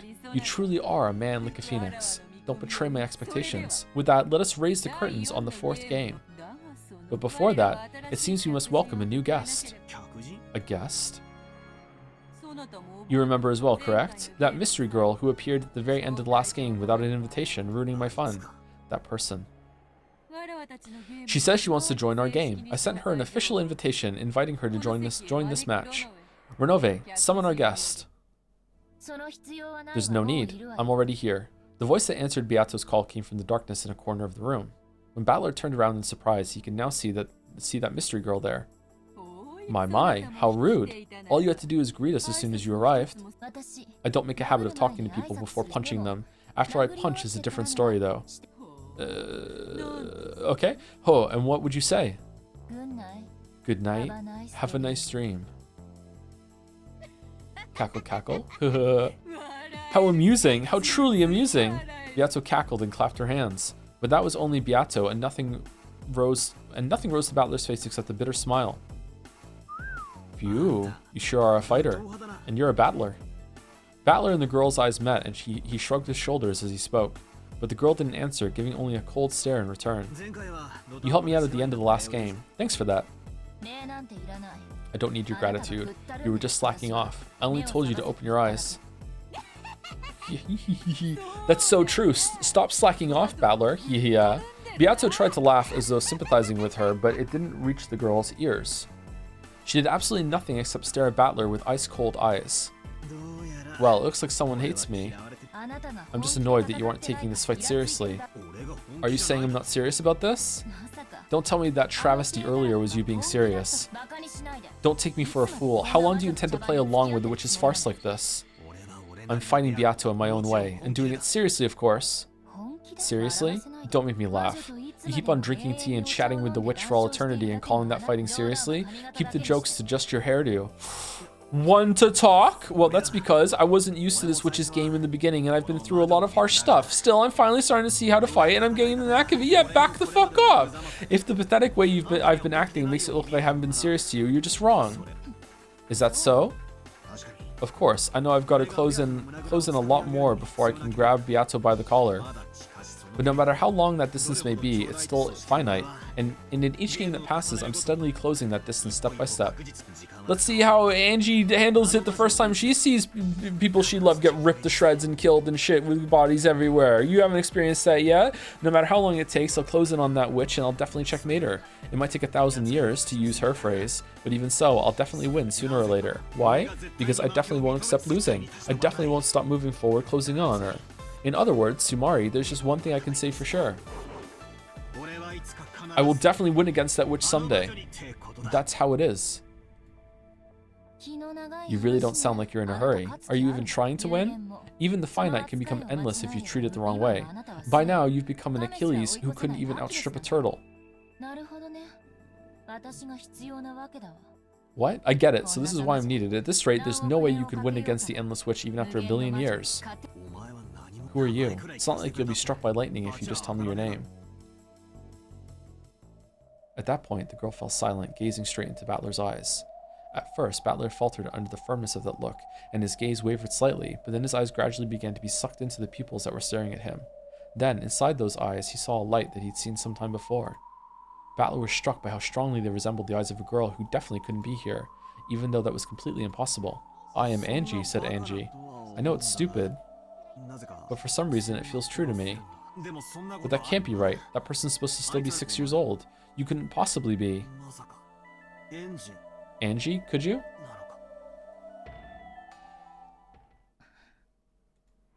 No, I'm Santa. If I were to say, that's right, would you believe me? I'll put it another way. If I said, I am your ally, so trust me, would you believe it? Well, after last episode, no. Would you unconditionally trust some unknown girl you're meeting for the first time just because she looks a little like someone you know? It's because you're such a softie that you got tricked so easy in the last game and cried so bitterly. Okay, alright. You said it yourself. That kid is 6, right? Do I look like I'm 6? If I were to claim that I'm that kid despite that, would you just swallow that story? If you say it like that... Yeah, there's no way I can argue back. Sorry. That's right, I am a softie. And that should have been made clear to me after the last game. Is that what you meant when you said I wasn't being serious? Yes. You may think you're fighting against a witch, but you're just getting along with her and playing. You're just playing at fighting in a friendly game of chess. That may be a serious contest for you two, but looking at it from far away, I only see you playing around and following the rules like you're good friends. That's harsh. But as long as you're unable to win at this game, you won't be released from this place. That's why I came. I came to bring this game to its conclusion. It is episode 4. You claim that you're closing in on the witch, but you're just like a hamster running around in a wheel. Cackle, cackle. Oh, one of those. Those things that run around and around in place night after night. At a glance, you might think that running around in a wheel is endless. The endless witch Beatrice is just like you. He thinks he's fighting, but he's actually just running around in a wheel while making a fool of himself. This isn't a game. This is nothing more than a cage to shut him up in for all eternity. Oh. You liken my endless to something like a wheel that a mouse plays in? Interesting, interesting, cackle. Something that's endless in a certain dimension can be less than endless in a higher one. The fact that a Menger sponge has infinite surface area only matters in a world of less than 3 dimensions. In the 3-dimensional world of reality, it has 0 mass. Not only is it endless, it doesn't even exist. Cackle, cackle, cackle. What an assertive woman who loves to read Wikipedia. It seems you are worthy of being called my enemy. Who are you? I'm your ally, and an enemy of witches. Of course, I'm a witch myself. You don't have to believe it. No one can prove that I really am your ally. On the contrary, it is more desirable that you keep your guard up strongly enough to find me very suspicious. That's right. Last time ended up pretty bad. I've got to be at least that careful. I don't plan on getting tricked twice, he said, listening to the person who could be tricking them. Cackle, cackle, cackle, cackle. Beato laughed in a truly pleased way, which was humiliating only to Battler. People don't just get tricked out of the blue. That only happens when they fail to check things for themselves and leave it to other people. Saying that you thought the light had turned green just because you saw other people start crossing. Yeah, it's fine. Doesn't count as an excuse for getting into an accident. Get it? Yeah, I get it. You're telling me not to swallow information given to me by others, but to think for myself. In the past, I swallowed all the magic Beato showed me. I stopped thinking, so I was useless. Battler grimaced as he remembered his many painful losses. The witch watched and laughed again, putting on a bold appearance. I'll offer you advice in a way that works to your advantage. Of course, you shouldn't swallow everything I say, because no one can provide certain proof that I am your ally. In the last game, Virgilia, who I thought was an ally, was actually on the witch's side. Battler couldn't rid his head of that eerie smile worn by Virgilia, a person he'd once even thought of as trustworthy and unreliable. It was a really good moment having her do the creepy smile with her eye open at the end. It worked really well. And now they're calling it back. Good job. So I don't need you to unconditionally trust me. You might as well take my advice as nothing more than an opinion to be considered. After all, the player who's fighting in a game against the witch is you. That's right. Saying I lost because I followed the moves of an outsider would be just too pathetic of an excuse. Oh yes. My opponent is Battler. You are nothing more than an outsider. You should bear that in mind. Cackle. No, I'm not an outsider. With Beatrice and Ushiromiya Battler, and I who gaze down from above, it's almost like a fight in the shape of a triangle. Are we anywhere close to like a mid-chapter break right now, or no? No? Okay, let's just take a break right now then. I'm gonna go get the kettle on. Are you kidding? And like, I mean, like, sometimes the chapter has like a little scene break where they go to a different area. I'm not talking about the glass shatter. Before I go, thank you to Hentai Hoddle for the resub, Toramas for the resub as well, Mathiv Penith for the resub.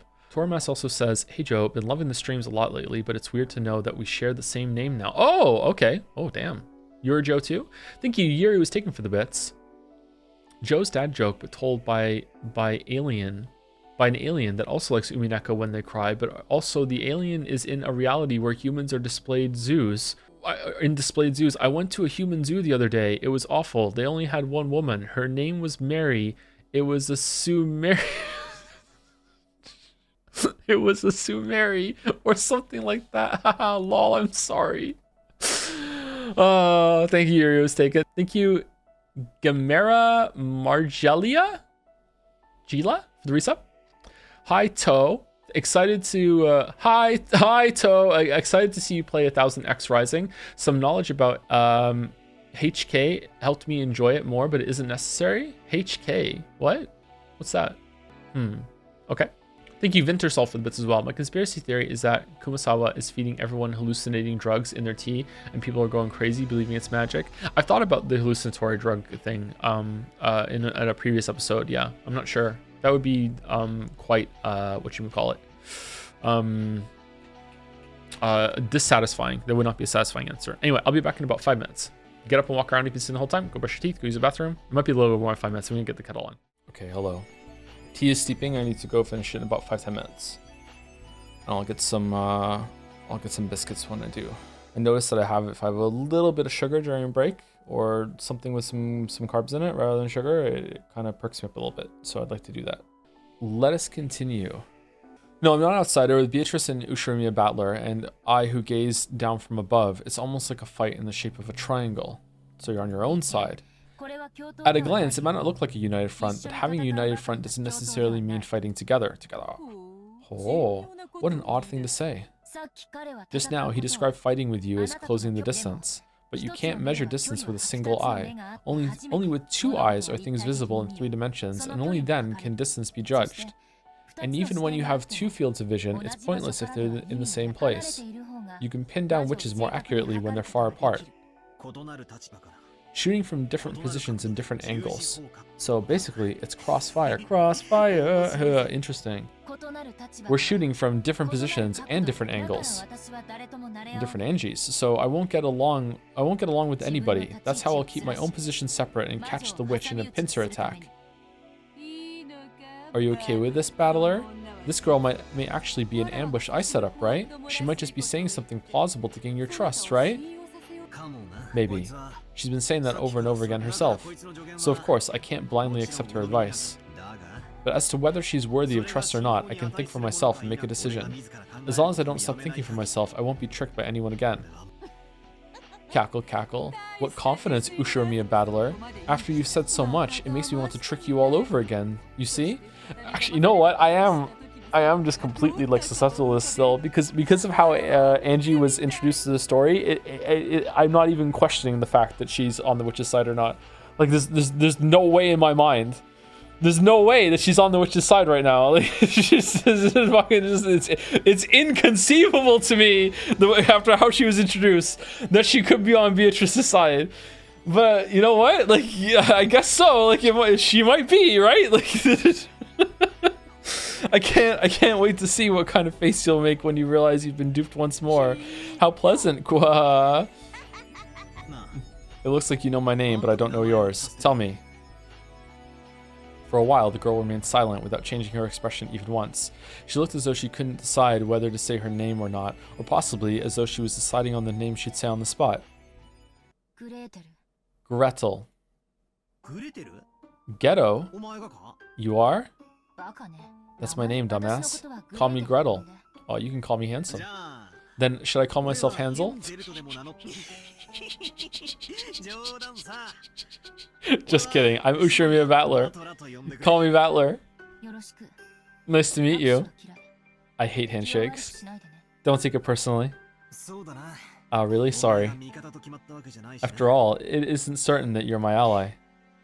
And you just told me to keep my guard up, too. Battler drew back his right hand, which he had stuck out. His bitter smile disappeared and was replaced with a strong resolve directed at this new fourth game. Battler, think deeply about why you must win against this witch. You can't stop with something abstract like, I'll beat her because I don't like it. Have a deep conviction that you'll definitely defeat the witch and escape from this world. Because there is definitely someone waiting for you to come back. For that kid Sake as well. Maybe there was something she wanted to say. Gretel clenched her fists in front of her chest and hung her head in silence, at a loss for words for a short while. As though smashing through that silence, Beato spoke up in a forceful voice. Good. That should be enough of an introduction for Gretel or whoever. Come, try to remember what happened on October 4th. Let the curtain open for the fourth game. At the same time, as it had been blown by a sudden gust of wind, the clock that had been turned back to October 4th, 1986 started to move.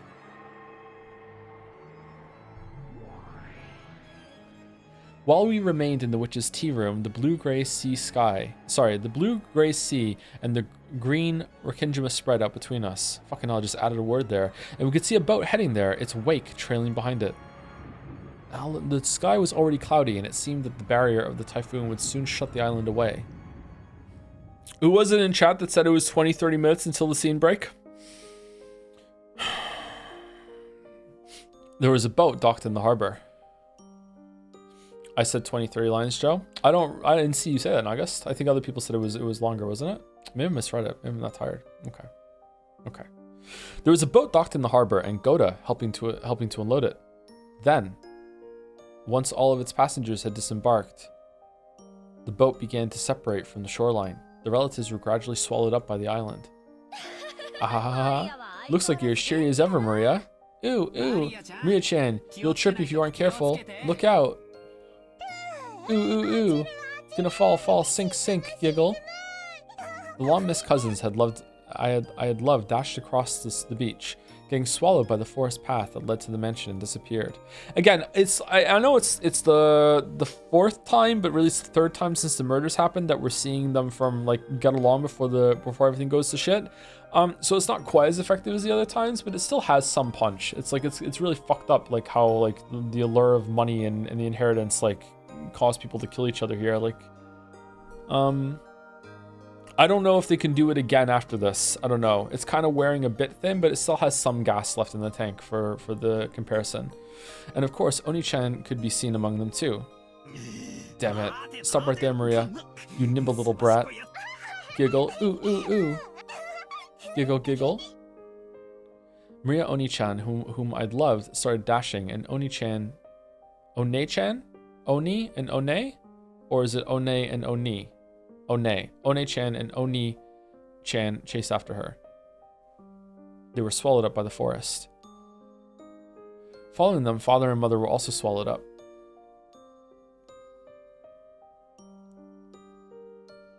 The rest of the parents are swallowed up. They were swallowed up, leaving only me behind. Dumbass. How long are you gonna joke around and play with a witch in a place like this? Come back quickly, Oni-chan. Don't leave me all alone. And realize how cruel and lonely the world I'm isolated in is. Aww. Welcome to Rakinja.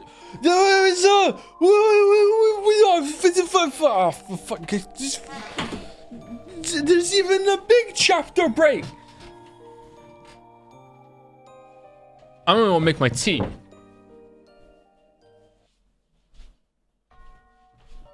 I'm angry.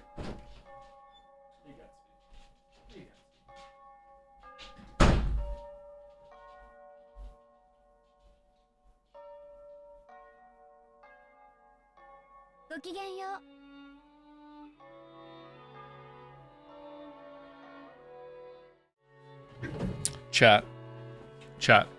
Do you think that I can find a kettle with Wi-Fi? Question mark. I want to like pre-fill the kettle with water before I start stream. And then when it's 5 minutes away from break time, I want to hit a button on my phone to make the kettle start boiling. So it's boiled at break, and then I can make the tea during break, so I don't have to take a second break after my... What do you mean? Fucking just get off on my... I'm trying to not interrupt the stream twice. It's not a laziness. I don't mind fucking getting up. It's fine. Read the pin before chat literally kills you, please. Uh-oh. What happened? Read the pin, weeb. One new event. View all. Pin. Joe, you missed the screen saying Angie's future St. Lucia Academy after 1986. I don't believe you. I don't believe you. This is a trick by Beatrice. You guys are trying to make me think that this is a scene from a different timeline, and it's not. There's no way. There's no way. You can get a remote power switch if your kettle is simple enough. My kettle cost $20. It was on sale from $40, and it's possibly the best kettle ever. It's such a good kettle. It even has a blue light in the bottom. It lights up when it's on.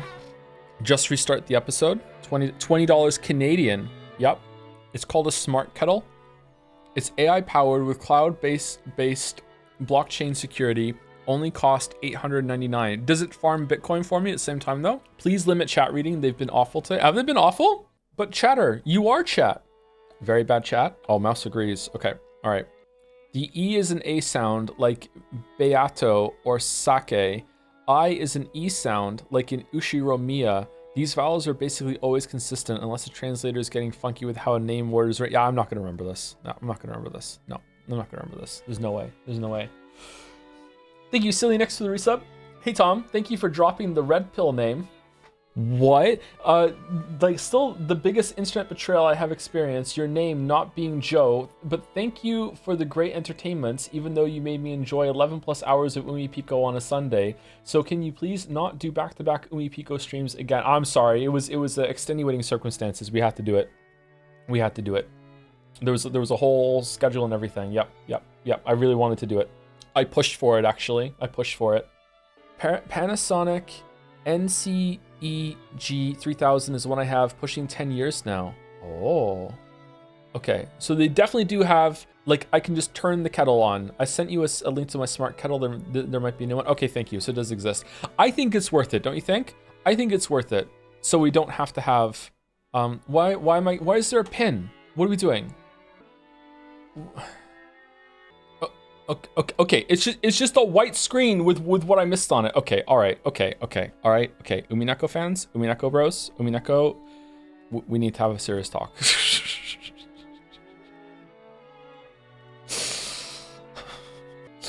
we need to have a serious talk. Okay, we need to have a serious talk. I moved the microphone closer to my mouth because we have to have a serious like talk about this. Okay, from this to getting mad at Mouse because she said that Ava was in the scene like 10 seconds before she showed up in the scene that we were just about to play. Okay, we have to have a talk, okay? We need to let this go. It's fine. It's fine. The whole thing is going to be read. If anything, the only thing that's going to stop us from finishing at this point is this attitude of being like fucking just like overly like vigilant about, oh no, the spoilers. Oh no, you missed one screen. It's fine. Chat told me it's okay. It's okay. All right. Okay. So now we're going to put all this behind us now. Okay. All right. And I'm going to count down from 10.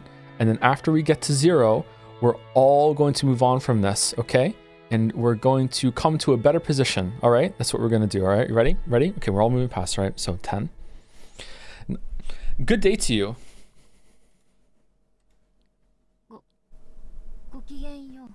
Good day to you is the standard greeting used here. What the fuck is she wearing? No matter how many years pass by, this style of greeting still feels very awkward, even though I'd responded to the greeting in order to stifle that awkward feeling. The classmate who had spoken looked at me blankly. Huh? Giggle, giggle, giggle. Huh? What's that? It seems you're mistaken, giggle, giggle. Their choice of words and manner were certainly what you'd expect from a school for rich girls, but the actual meaning was as innocent and cruel as you'd expect from kids of that age. So this is a school that Ava sent her to, right? It seems they found it funny that I mistakenly thought the greeting was directed at me. No, it might be the opposite. Maybe they didn't know how to react after being suddenly greeted by a gloomy, quiet kid like me. No, judging from the gazes of my classmate who were looking this way over their shoulders and whispering to each other, it looked as though some of them considered this refreshing morning ruined. Ruined. I was dark because I was disliked. So trying not to get in the way of everyone's refreshing morning anymore, I stooped lower and entered the classroom, almost like I was cutting through the aisle in a movie theater while the movie was running. This is an all-dorm school that is receiving a tremendous amount of asset work in the backgrounds. That's worrying. St. Lucia Academy. Oh, we're in St. Lucia Academy? Oh shit, fucking hell. Oh, what year is it? What timeline is this? I wish it would tell me. This story is like not really forthcoming with fucking like setting and everything. How was I supposed to figure that out? It's not a school that anyone can get to just by taking a test. It's a hidden rich school known of only by a select group of celebrities from various fields. For lofty nobles who truly wish their daughters could be raised like saints, this is probably the ideal school in which to protect them from the impurities of the common world. But at the same time, it was probably also convenient for nobles who wanted to confine daughters they didn't want out in public. It's Weeborts? Like, what are we doing? As well as an academy isolated from the impurities of the common world, it also held excellent potential as a prison school. I was truly among the latter and was confined in St. Lucia Academy. Lucia or Lucia? Forced to live my life in dreariness. Of course, there weren't that many students like me, and you couldn't tell us apart at a glance. However, even if we never fessed up about it,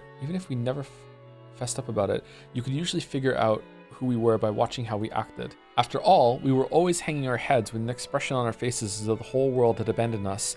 Anyway, every class had one or two kids like that, so even if they didn't speak up about it, you could guess who they were. Therefore, even though I never confessed that I was one of those kids, at some point, everyone in my class knew about it. Just like how the seriousness of an injury becomes a sign of status in a hospital room, how noble a birth one had became a sign of status here. Those girls who couldn't be acknowledged in public were probably nothing more than filth to the others. They must have thought that getting involved with such students would dirty them as well. When a rumor sprang up about a particular student, those fastidious girls would grow cold and distant, chasing that student out from all social groups. Thanks to that, I led a quiet school life like this, all by myself. Well, that's only if hearing people whisper behind my back, finding my things lost or broken all the time, and having everyone pretend like they didn't know anything can be called a quiet school life. Even this early in the morning, I must look worn out. I can almost understand why my other classmates who had a refreshing morning looked at my face and wanted to click their tongues. Consciously, trying to do as I should and avoid tainting my classmates' morning, I quietly took my seat. Then, unusually, someone came to talk to me. It was the class leader. Good day to you, Ushiramiya-san. I don't have a portrait, so I'm not really that important, but maybe this conversation is going to be referenced later. You seem to be in a bad mood this morning. Were you able to get enough sleep? Is there some business you have with me? You're the only one who has not submitted her questionnaire for the class presentation, Ushiramiya-san. Did you forget that the deadline was yesterday? I'm pretty sure I heard something about that last week. But I thought that the questionnaire hadn't been passed out yet. The details would be written there, so there shouldn't have been any need to remember them beforehand. I wasn't given a questionnaire. That can't be. I believe the dormitory leader handed them out to everyone. If you lost it, all you have to do is honestly say so. I lost it. I'll fill it in right now, so could you give me a sheet? Again, either someone lost my sheet or they intentionally didn't tell me about it, but I have no way of knowing who was behind that. Spin the fucking chessboard! What are you doing? In the end, treating it as though it was my own carelessness would settle everything more quickly. Oh man. Damn, okay. Poor girl, holy shit. Once you filled it out, drop it in the questionnaire box in the student council room yourself. Our class is the only one that didn't get everyone's in by yesterday. As I hung my head at the class leader scolding, I could hear the giggles and whispers of people watching coming from no direction in particular. Ushoromiya-san did it again. Oh, there's an announcement of this? Oh, man. Even the teachers are in on bullying her. Holy fuck. She's just so careless.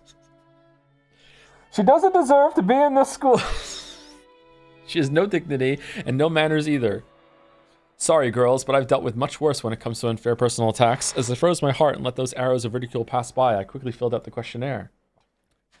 Okay, I'm going to dip a biscuit into my tea, and I'm going to eat it. When I learned that father and mother and Oni-chan, and all the other rest of my family had died. Okay, is the chewing too bad, or are we good? I was at the house of my grandpa on my mother's side. The only survivor of the accident was Ushiromiya Eva. Only Aunt Eva. Even at the time, I hadn't really liked Aunt Eva. At a glance, she would act kindly, but even as young as I was, I could see that she was somehow making fun of father and the rest, and I hadn't liked it. I'm pretty good at wearing headphones, and I didn't hear chewing. Oh, man. So when I was... Okay, that's not what you said. Sorry, I just made it sound like you said something unhinged. I'm wearing pretty good headphones, and I didn't hear chewing. All right, my bad, sorry. So when it was decided that Aunt Eva would take care of me, I was pretty miserable. Maybe it wouldn't have mattered if that gentle Uncle Hideyoshi and George Oni-chan had been with me. But I hated the thought of living all alone with Aunt Eva. I'd frankly said it to Grandpa, hoping to live together in his house.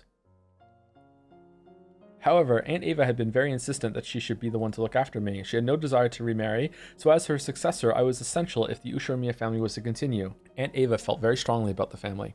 She insisted that she take care of me, take charge of me right away, so that she could give me an education and lifestyle fitting for a successor.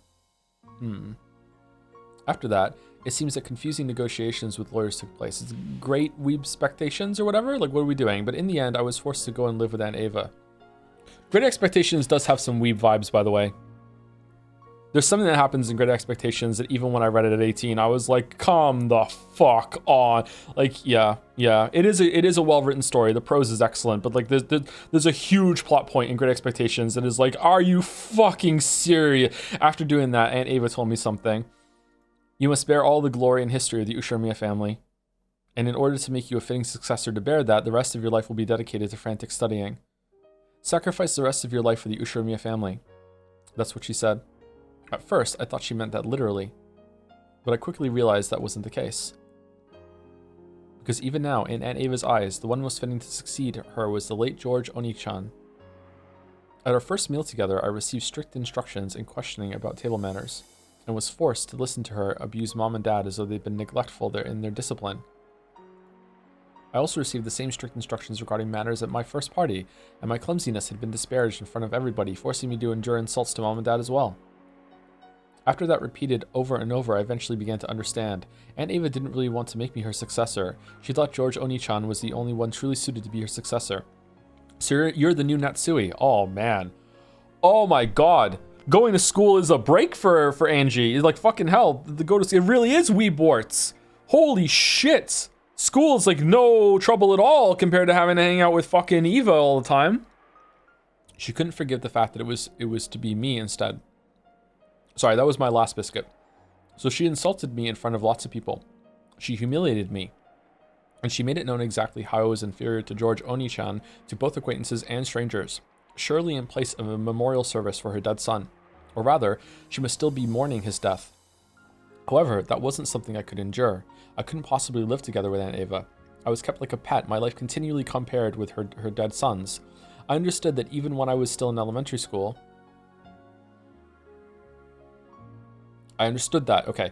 I tried to escape the Ushoromiya house and run off to the house of my grandpa on my mother's side. However, Aunt Eva had already foreseen that. No, thinking back on it, she must have lured me into escaping. I was caught by the guards and brought back, and for being a coward who had smeared the Ushoromiya family crest with mud and tried to throw it away, in a way that makes my whole body shake and shiver just remembering it, I was punished. How should I describe what Aunt Eva was like when she punished me?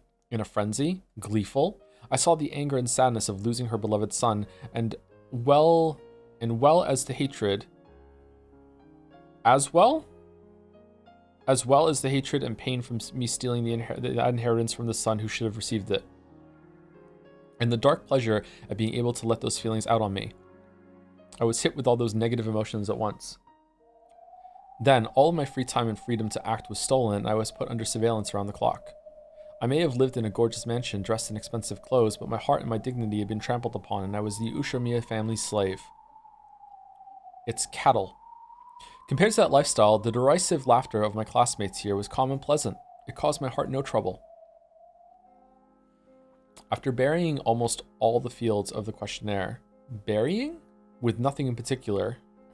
I've never heard burying being used in that context before, but maybe it's fine. I folded it and put it in my pocket. Because if I left it in my desk, it might disappear again. During lunch break, after dropping it off at the post box in the student council room, I finished lunch by myself as usual and headed behind the school building where no one could be seen. There I lit up a cigarette and sneered at my stalker, Odagiri. Only my time by myself could protect me from the derisive laughter and gossip. Since I was hated and didn't have a single friend, my time alone was the most kind to me. After checking the surrounding bushes to see whether some malicious classmates were hiding and threatening my time of quiet, I finally relaxed the tension from my entire body, knowing that I had gained some true peace. Then I let out a sigh. It faltered, heavy, as though it was the first time I had breathed out today. My old favorite place behind the vegetable garden storehouse had been found out by my classmates, and I'd been teased, so this was my new lunchtime hideaway. There was nowhere to sit behind the school building.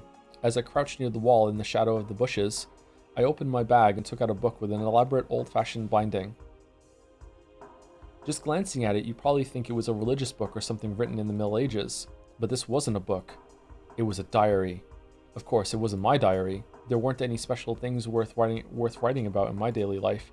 Every single day was just gray, cold, and dry. In those completely unchanging days, there aren't any changes worth writing down. This was the diary of Maria One-chan, a girl I'd been very close to. She'd been a bit strange and 3 years older than me, but One-chan was always a warm, wonderful cousin. She would always grab me by the hand and let me join in on some fun game. I remembered that being able to see her was the most fun part of our family gatherings. When I opened the diary, the characters, which were made fairly skillfully considering that this was an elementary schooler, were packed close together, though they were written on every other line. Was she just hopelessly obsessed with jotting everything down in her diary? Probably not. To her, writing her daily life down in a diary was probably like having a conversation with another part of herself. So rather than an object on which the events of her day were written down, Maria One-chan's diary, right? One-chan was written like a letter to another part of herself, telling of the events of that day. I found this diary among her belongings after her death and secretly took it home. At first, I felt that reading someone else's diary might be boorish, and satisfied myself with just keeping it by my side, but I couldn't help flipping through the pages and reading through it bit by bit. And by now, she had become my only friend. That's terrifying. I gently opened the page with the bookmark. Ooh. Sorry to keep you waiting, Maria One-chan. Could you let me hear your story again? At the same time, a very, very soft breeze blew, tickling the paper. I thought the open diary might have sparkled faintly. The weather's good today. Maria One-chan loves the wonderful rays of sunlight, so I'm sure she's in a good mood. On the pages of the open diary, no, in the world of the diary, Maria One-chan showed herself. I'm pretty sure she was 9 when she died, so her form was already younger than me. But I call her One-chan, so she affectionately calls me Angie. Ooh. Angie, you were slow getting here today. Was it packed at lunch? Yes, it's always packed. Groups of friends set up camp in the seats, and they stay there even after they finished eating. It's pretty fatal if you get to the dining hall late. I was on cleanup duty today. Ooh, I eat fast. The faster you eat, the more you can play. Ooh. Maybe she realized I was holding a grudge because that duty had been forced upon me and shortened my lunch break by a bit. Maria One-chan brightly changed the subject. Grateful for the act of kindness, I responded by saying I was a slow eater. Maria calmed me down, saying something about teaching me the trick to eating fast. I read about it in her diary. No, I heard it from Maria One-chan. She was ranked number 1 among the girls in the speed eating ranking for her grade's newspaper. She was apparently very proud of that, but a little disappointed that her mother, Aunt Rosa, hadn't praised her very much for it. Just a part of the standardized testing process, yep. Ooh, then let's start our story for today. How far did we get yesterday? Ooh. This far. Until you got to Sakutaro as a present. Until you got Sakutaro as a present, Maria One-chan. You promised that you'd tell me about Sakutaro. Ooh, let's talk about Sakutaro. You know, Sakutaro is a really cute stuffed animal. I'm sure you'd like him too, Angie. Ooh. Yeah, tell me that story. The only time I can relax at school is when I'm listening to your stories during lunch break. Ooh, I'll tell you about it. Sakutaro was really, when I looked at Maria Oni-chan, who was always in a good mood, it made my heart feel warm as well. As I listened to her tale, I began to get absorbed into her world.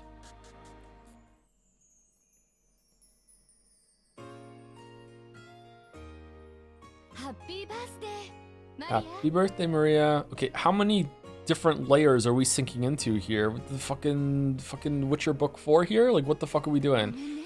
Happy birthday, Maria. Sorry I got back so late. Ooh, good job with your work, Mama. I know you're busy, so even though you were late, I waited without crying. I was good and waited, watching TV. Yes, you're such a good girl, Maria. As a present for waiting politely, you can order anything you want today. Of course, only as much as you can eat, okay? Oh, I'm a speed eater, Mama. You remember that? I can eat a lot. Oh, yeah, I fucking hate that you're like that. You're gonna eat so much. Oh, here we go, but you promised, didn't I? I guess I did. Okay. Ooh, today, I'm sorry, I just went on a moment there. Can I change my corn soup to onion gratin soup? Gratin soup? Yes, that's fine. It's 200 yen more expensive, but I can change it to prosciutto pizza? Yes, that's fine, if you really can eat it, but that's okay. It's your birthday after all. There must be a reward for the good girl who waited so patiently. Ooh. Then can I have an enchilada cheesecake for dessert? And then the chef's choice fruit salad and kids french fries. I want to drink melon soda too. Ooh. I'm a good girl. Mama praised me. Ooh. Giggle. You're getting a little too excited. If you don't quiet down a bit, you'll disturb the other customers. When Rosa gently admonished her, Maria stuck her tongue out and eased up a little, but it seemed that she was having a hard time repressing her excitement at being able to eat out with her mother after such a long time. Today was Maria's birthday. Rosa always tried to let Maria spend her birthdays at great restaurants. When Maria had been in kindergarten, they sometimes invited other kids from the neighborhood over and had a party at home. Maria is annoying in some scenes. She's not being annoying in this scene. She's just being a kid in this scene. This is how kids are sometimes. I mean, sometimes kids can be annoying when they're excited, but there's a difference between like being like reasonably annoying and being unreasonably annoying, right? Like sometimes when a kid is being annoying, it doesn't, you just have to tank it because like they're just being normal, they're just being a kid. It's when a kid, and you have to learn how to tell the difference. Sometimes a kid is like out of line annoying and you have to be like, okay, hold on, like you need like a talking to here, maybe we'll step away or whatever. But like sometimes kids are just being annoying because they're excited, and that's part about being a kid, you know? Rosa would make a wonderful cake and snacks and decorate the house herself, making it a huge celebration. But when they moved and Maria no longer had friends in the neighborhood, Rosa had started splurging at expensive restaurants instead. And that's why she killed everyone in episode 2. Just too much restaurant that. However, today they were in a normal family restaurant. It was also a little late in the day for a kid like Maria to eat there, even with a parent. Actually, she had gotten reservations at a fantastic place that would surely have pleased Maria. Of course, she had also prepared a wonderful cake with Maria's name written on it, but Rosa just hadn't been able to finish up her business and had been forced to cancel. Aw, that sucks. Since that plan had been traded for a local family restaurant, Rosa felt a little indebted to Maria. Therefore, more than anything. So she was prepared to spoil Maria a bit and let her have whatever she wanted tonight. Whoa. Okay. You never used to eat much, did you, Maria Oni-chan? Was it really alright to order that much? Ooh, I can't eat very much, but I like to have a lot lined up. You know, like on a birthday table, if it's colored all over with red and blue and green and yellow, it makes you really happy. You're right. Having your birthday table be colorful can make you feel happy. Birthdays at my place were no match for yours, Maria Oni-chan, but the cakes we bought at the Fumiya store in front of the station were always gorgeous. Angie thought back to her own birthdays nostalgically. Are we gonna see one now? Oh, we are! Okay. Even though Dad was busy, he sometimes came home just to show up at my birthday party, and then went right back to his company. At the time, I was sad, but I now understand how important I was to Dad. I love it when stories do layers like this. Of course, Mom also took very good care of me. In particular, her birthday presents were always in excellent taste, and she sometimes arranged for them several months in advance. Even though we always sent an invitation to Battler Oni-chan, he didn't get along with Dad or something, so he kept not coming. So when he did come, I was really happy. The birthday parties when the whole 4-person family gathered made for fun memories that I'll never forget. Ooh, Angie's birthday sounded like a lot of fun too. Battler and Uncle Rudolph are really lively. Yay, giggle. Battler got covered in cola, ha ha ha. Maria Oni-chan peeked into my happy memory. As I sat quietly, wearing the origami helmet that Dad had made for fun, I was a little embarrassed. In my hand was a paper gun that Battler Oni-chan had folded for me, and Mom was taking a commemorative photo. It was the happiest moment of my life. But your birthday's no worse, Maria Oni-chan. And this is the day you get him, right? Sakutaro. Ooh, I was really looking forward to it. I got so excited, wondering when Mama would show me the wrap present in the corner of her bag. Sakutaro is the name of a stuffed animal that Maria was to receive that day. For quite some time before— oh man, oh fucking hell. Oh.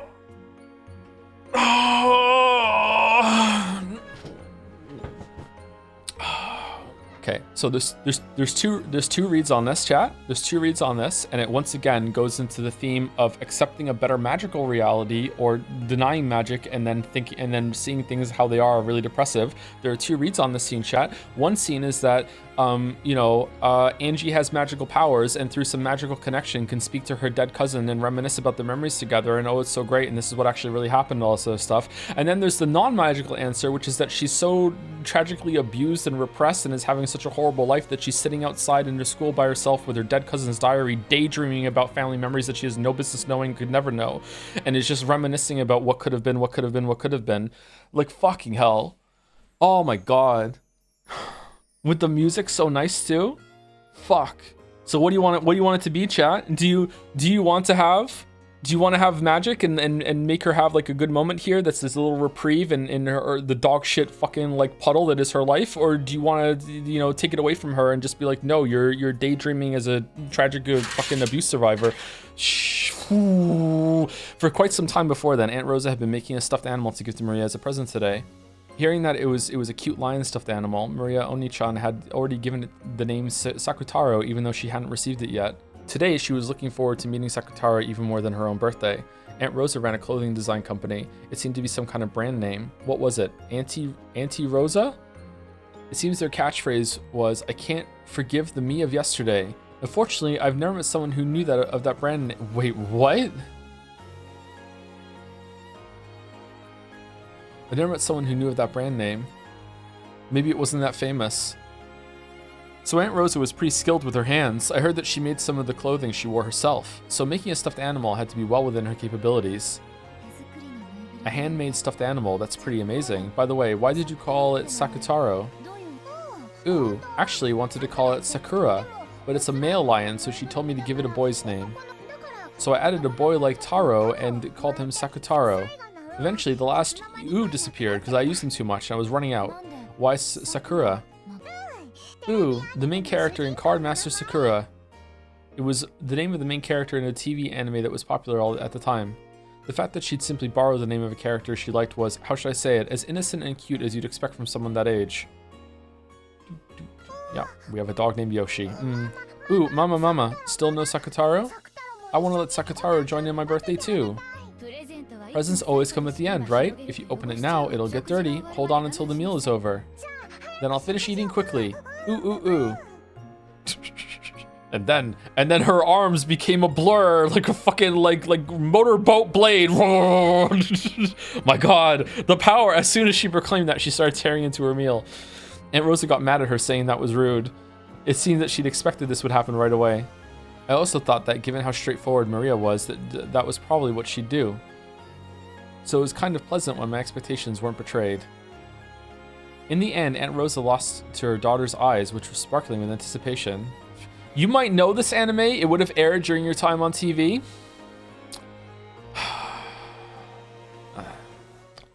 Card Captor Sakura. Never heard of it. Never seen it. Cleaned up the table and took out the long-awaited wrapped present. Happy birthday, Maria. I have seen, unfortunately, they're right. I'm sorry, Mouse. I'm sorry.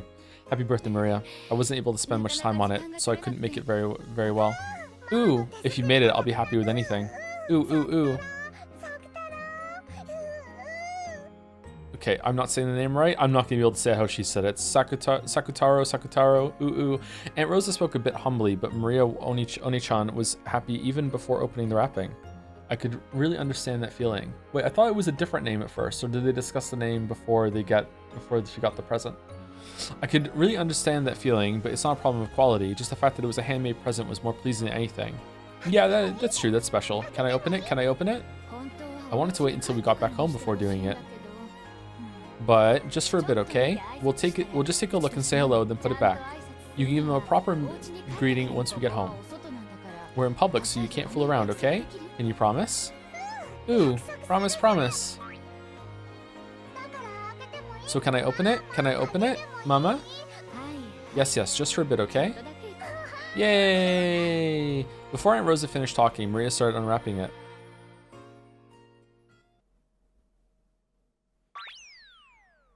Whoa.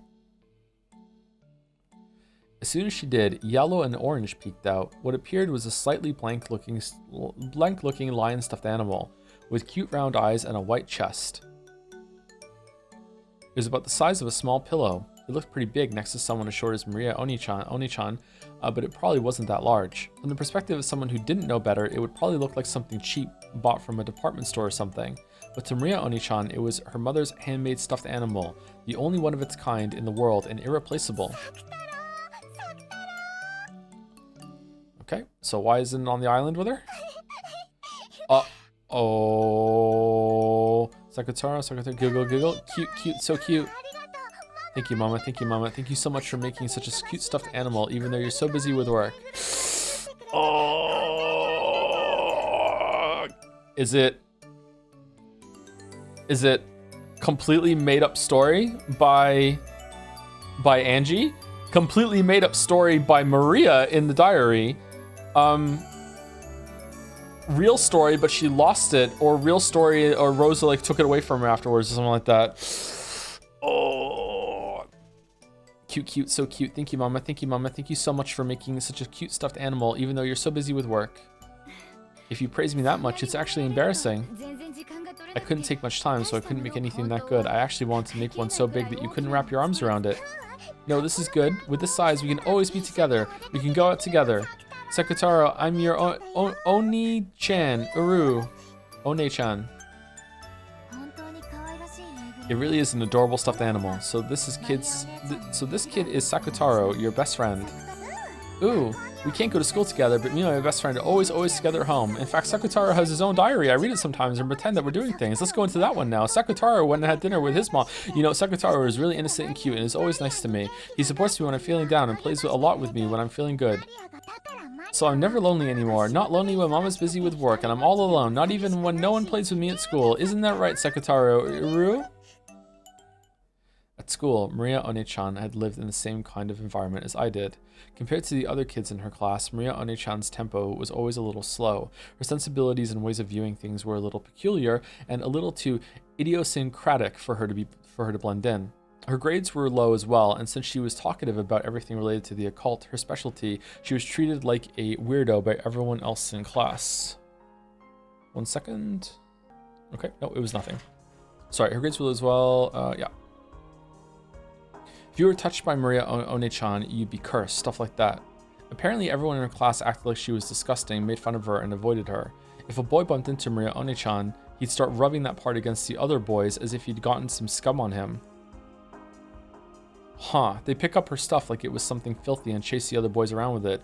It seems the girls thought even speaking to her was unpleasant, so they ignored her all the time, only giggling and sneering at her whenever she made a mistake. It looks like bullying is the same in all eras. Humans really don't advance at all, do they? If only they just get wiped out. I'm sad when I'm bullied, but I think it can't be helped. It can't be helped? Why not? After all, there's a rule that says every class has to have a single bully kid. Man, bullying's so fucked up. There were some times in my school life when I was bullied early on. I went to a lot of different schools. I think I wasn't bullied in high school. Both high schools I went to. I had like a couple of interactions now and then that were like temporary, like just like bullied for a day sort of thing. Got into a couple fights, that sort of thing, but nothing that was long lasting. But in one school when I was around like I think 8 or 9 years old, I was bullied there for like a month or so, and yeah, that was pretty fucked up, and again, pretty short-lived. No, maybe it was a little longer than a month. I can't remember. Yeah, I think that I don't know. I haven't done much reading about this. I probably should. considering how many kids I have. But like bullying is like, has there been any progress on the front of bullying? Because bullying, I feel like does a lot more damage than we care to admit. It's like really fucked up, man. And it doesn't stop when you get out of school either. Like you can find you can find bullies on the Discord. Like there's bullies in all walks of life. There's the bullies in offices. There's bullies in university. Like bullies don't just go away, man. Sometimes people who were bullied when they were kids become the bullies of adults, and they're really fucking vindictive about it too, because like they were bullied, so now they feel like they have a blank past to become the bully later in life. They can do that too. Yeah, it's actually gotten worse. Has it really?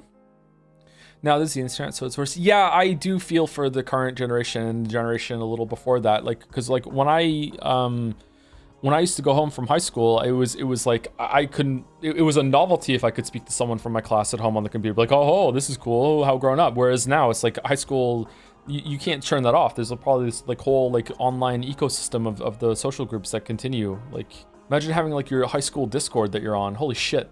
At least in the US, it's been terrible. Teaching during this era is a nightmare with the tech age and how fast things spread. Yeah. My much younger cousins didn't have that much bullying in their schools, but maybe they were blind to it. I think it depends on location. Yeah, I don't think there was much bullying going on in one of the high schools that I went to, but maybe I just didn't see it. Yeah, it's that too. Like there was a lot of kids in that school. But within my class, I don't think there was bullying going around. Just a good group, maybe? I don't know. Anyway, let's continue. Sorry. Just thinking about that. That's a horrible rule. I like to find the person who made it and hit them over the head with a brick. Using the corner, of course. Holy shit! If I wasn't there, then there'd surely be a new bully kid chosen in my place. By staying strong, I can protect that kid. Aww. As she said that, she smiled faintly. Maria Oni-chan's way of thinking really is unusual. According to her, from the beginning, a witch had resided in that place called a school. No, she says that any place where a lot of people gather will have a witch residing there. The witch tries to steal the students' souls through death by disease or accidents. Apparently, she sometimes also corrupts those souls, leading them down that path of evil. She says that an angel came, not content to let that continue. And the angel tried to finish off that witch. The witch was powerful, and the fight took 7 days and 7 nights, but even then, it still wasn't over. The tired-out witch asked for a truce and proposed this. I heard about that one before. Until now, I've made half the students in the class become sick or injured, but in exchange, I've protected the remaining half of the students from sickness and injury.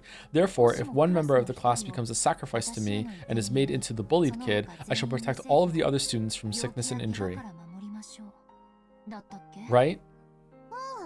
Ooh, the angel thought about it. Compared to half the class meeting with misfortune, having only one person be unfortunate would be much better. Then, the witch said that she'd protect the safety of all the other students using her powerful magic. If there are 40 students in a class, and the 20 victims are reduced to 1, then 19 people are saved. It's actually a reasonable proposal. Questionable numbers?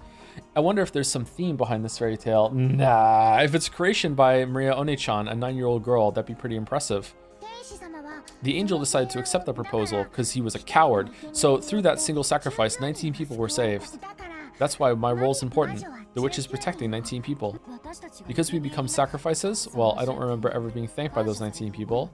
Maria One-chan's idea was too compassionate. Both of us are suffering from a very similar type of misfortune, and yet, maybe a small difference in our way of thinking changes how peaceful our hearts are. So you aren't sad, Maria One-chan? Ooh, I'm not sad at all. After all, I'll be together with Sakutaro from now on, right, Sakutaro? Ooh, if I can be with Maria, I'll be happy too. I'm fucking Sakutaro. Look, Sakutaro says he's happy too. Ooh. Maria One-chan hugged the Sakutaro stuffed animal, playing both sides of the conversation herself.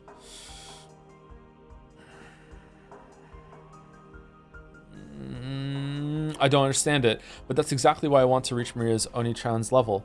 So I was intensely drawn to her tale and her words. Angie, is it tough because you're all alone? It is tough, but just the time I can be like this with you is different. Because I'm not all alone. Then if Sakutaro also becomes your friend, it'll be even more fun. Ooh. Then starting today, Sakutaro is Angie's new friend. Right, Sakutaro? Gouge the head and kill. Ooh, I am Angie's friend. Ooh, Angie. Skillfully moving the stuffed animal like it was a puppet, Maria One-chan expressed Sakutaro's emotions. She was controlling him, but the charming way he waved his short hand and cocked his head to the side made it feel like he really was a new friend called Sakutaro. Of course, looking at it with cold eyes, it would only appear that Maria Oni-chan was comforting me when I was grumpy. But a soul had definitely been sent into a stuffed animal. You know what, Greg? For Sakutaro, I'm feeling goofy. Thank you for a reminder of that, Mark. The soul of Maria Oni-chan's love. So I acknowledge the existence of being called Sakutaro inside the stuffed animal. Come on, say hi to Sakutaro too, Angie. Come on, you say hi too, Sakutaro. Gosh, is Angie a scary person? As Sakutaro timidly looked at me, he unexpectedly met my gaze and hid behind Maria Oni-chan's back in surprise. Maria Oni-chan really is good at playing with stuffed animals. It's okay, Sakutaro. Angie isn't scary. She's a really nice girl. Ooh. Hello, I'm Sakutaro. You. Giggle. Pleased to meet you, Sakutaro. I'm Angie. I'm glad to have a new friend. I held out my hand as though asking for a handshake. You don't like handshakes, and Sakutaro's short hand was stuck out toward me, lightly touching my index finger. After all, when a human and a stuffed animal shake hands, their sizes are too different. This greeting by touching each other's fingers was our handshake. Ooh, now Angie and Sakutaro are already friends. 2 people are more fun than 1, and 3 people are more fun than 2. Ooh. Maria Oni-chan had given the name Sakutaro to the stuffed animal she was to receive on her birthday, and had warmed and expanded his existence in her heart for a long, long time. Therefore, even before she met him, existence was sublimated into a personality. Even at the first moment they met, they were already friends. It's suspiciously golden color on the stuffed animal, don't you think, chat? Of course, that wasn't anything extraordinary in Maria Oni-chan's eyes. Although I don't think she personified and loved anything quite as much as Sakutaro. She loved the things she owned very much. She owned very much, treating them just like friends or beloved pets. Maybe Aunt Rosa hadn't let her keep a pet at some point in time, so she felt like treasuring objects instead. And maybe she was so isolated that she'd been forced to find a friend nearby. Because of all that, what happened that day wasn't anything extraordinary from her perspective. Even so, Sakutaro, no, maybe I should call it Sakutaro, like Maria Oni-chan. There's no doubt that Sakutaro was a stuffed animal. No, a friend whom she loved more than anything or anyone.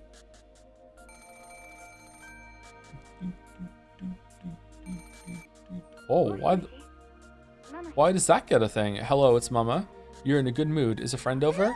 Ooh, playing with Sakutaro. Sakutaro, knock it off. Oh, no. No, Rosa, no. No, fucking Christ, Rosa, no. No. No. Oh, God, no. No. Oh, I hope I'm wrong.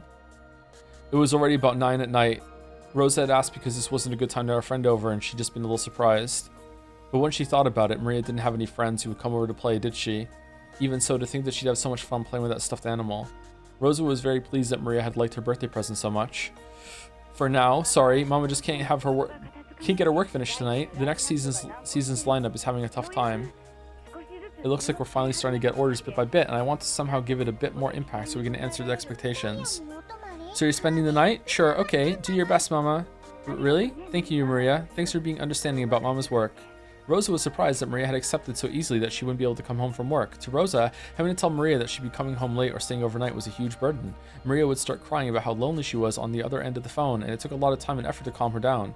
To think that Maria would accept it in such high spirits. Is this also thanks to Sakutaro? Okay, maybe I'm wrong then. Rosa was once again pleased that she'd given her daughter such a good present.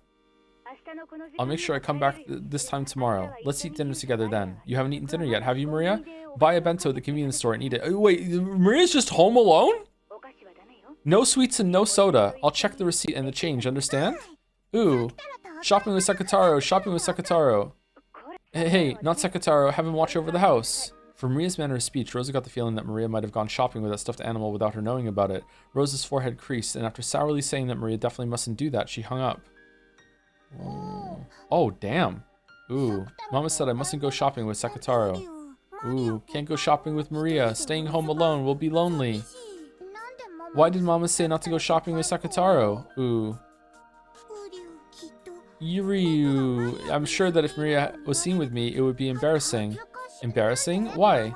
Mama says not to take me outside a lot, and she usually says Maria can't do it because she's too old. Ooh. But I'm not embarrassed at all to be seen with Sakataru, right? I'm a lion, but I'm a stuffed animal. You're a lion and a stuffed animal, but you're my friend.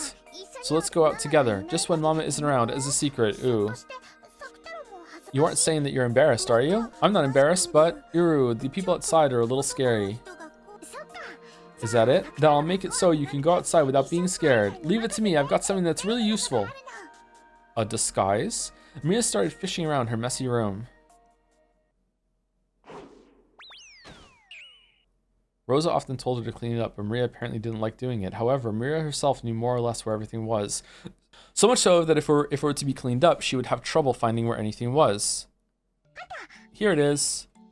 Hey, look, Sakataro, a knapsack. Maria proudly held it up high. Sakataro looked at the knapsack, which was gaping open, squirming as though saying, "Are you serious?" Maria, you aren't saying. Ooh, this way we can go shopping together and Sakataro won't be scared. Maria held Sakataro up and started stuffing him into the knapsack. At first, she tried to stick him in head first, but then he'd be upside down and suffocate. So she pulled him out and tried pushing him in again, feet first. Ooh, tight, cramped, dark. Ooh, irk. Look, it's all right. If you stick your head out, it isn't cramped, it isn't dark, and it isn't scary, and it's a good view. Ooh. Ooh, you're right. Is it okay for me to go shopping with Maria like this? Yeah, it'll be fine. Why not? What should we get for dinner tonight? Come on, let's go out, Sakataro. Ooh. Giggle. Looks like you're having fun, Maria Oni-chan. Yeah, it's a lot of fun. Even things that would be lonely and boring all alone. Sorry, boring alone, all become fun with Sakataro. Any human friend would have to go home when he gets late. But Sakataro doesn't go home, so we can be together all the time. He'll watch TV with me, be together even in the futon, and even hold my hand on scary nights when there's thunder. He'll chase away the monsters in the closet and under the bed. Sakataro is reliable. Since I'm a lion, I'll show my courage and chase away any monsters that scare Maria. Roar. They were so close that it made me a little envious. I'm supposedly older now than Maria Oni-chan was then. But Maria Oni-chan really is my Oni-chan, and I still haven't reached her level. If only I had a friend close by like Sakataro.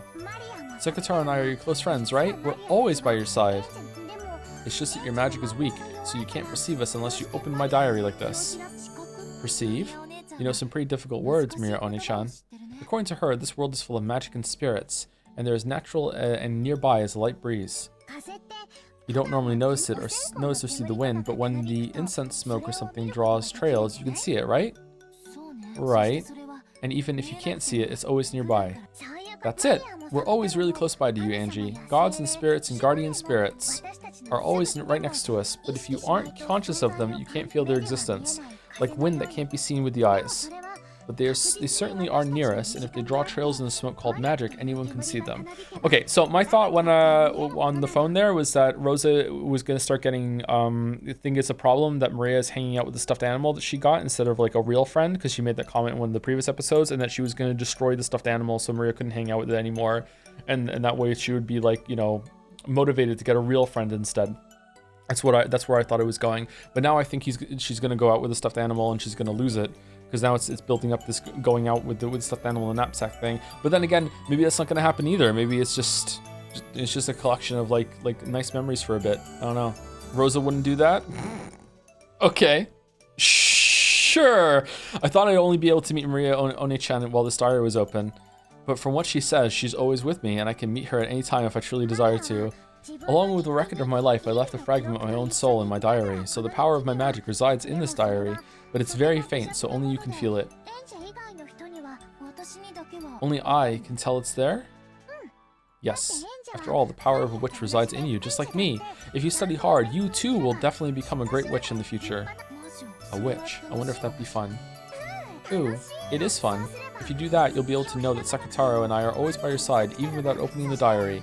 If you do that, every day will become fun. If you do that, I'll introduce you to many other friends. If you do that, every day will get busy and very lively. That might be fun. I do have the grimoire you left behind, Maria Oni-chan. I'll try reading it seriously sometime soon. If I do that, I won't be all alone anymore. Right? Ooh. Maria Oni-chan and Sakataro said that at the same time, happy that I developed an interest in the world of witches.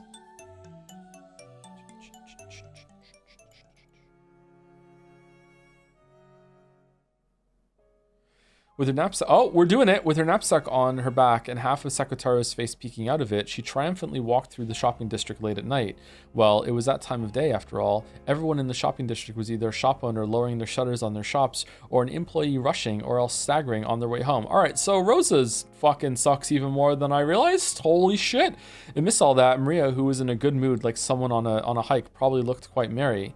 Every once in a while, passing employees would glance at her back with her eyes of someone seeing something out of place. Office ladies giggled at the cute stuffed animal poking its head out of the knapsack. The supermarket had been closed for a while by this time. However, convenience stores, which had been growing in popularity lately, stayed open until midnight. It was very convenient for Maria, whose mother's return was often late.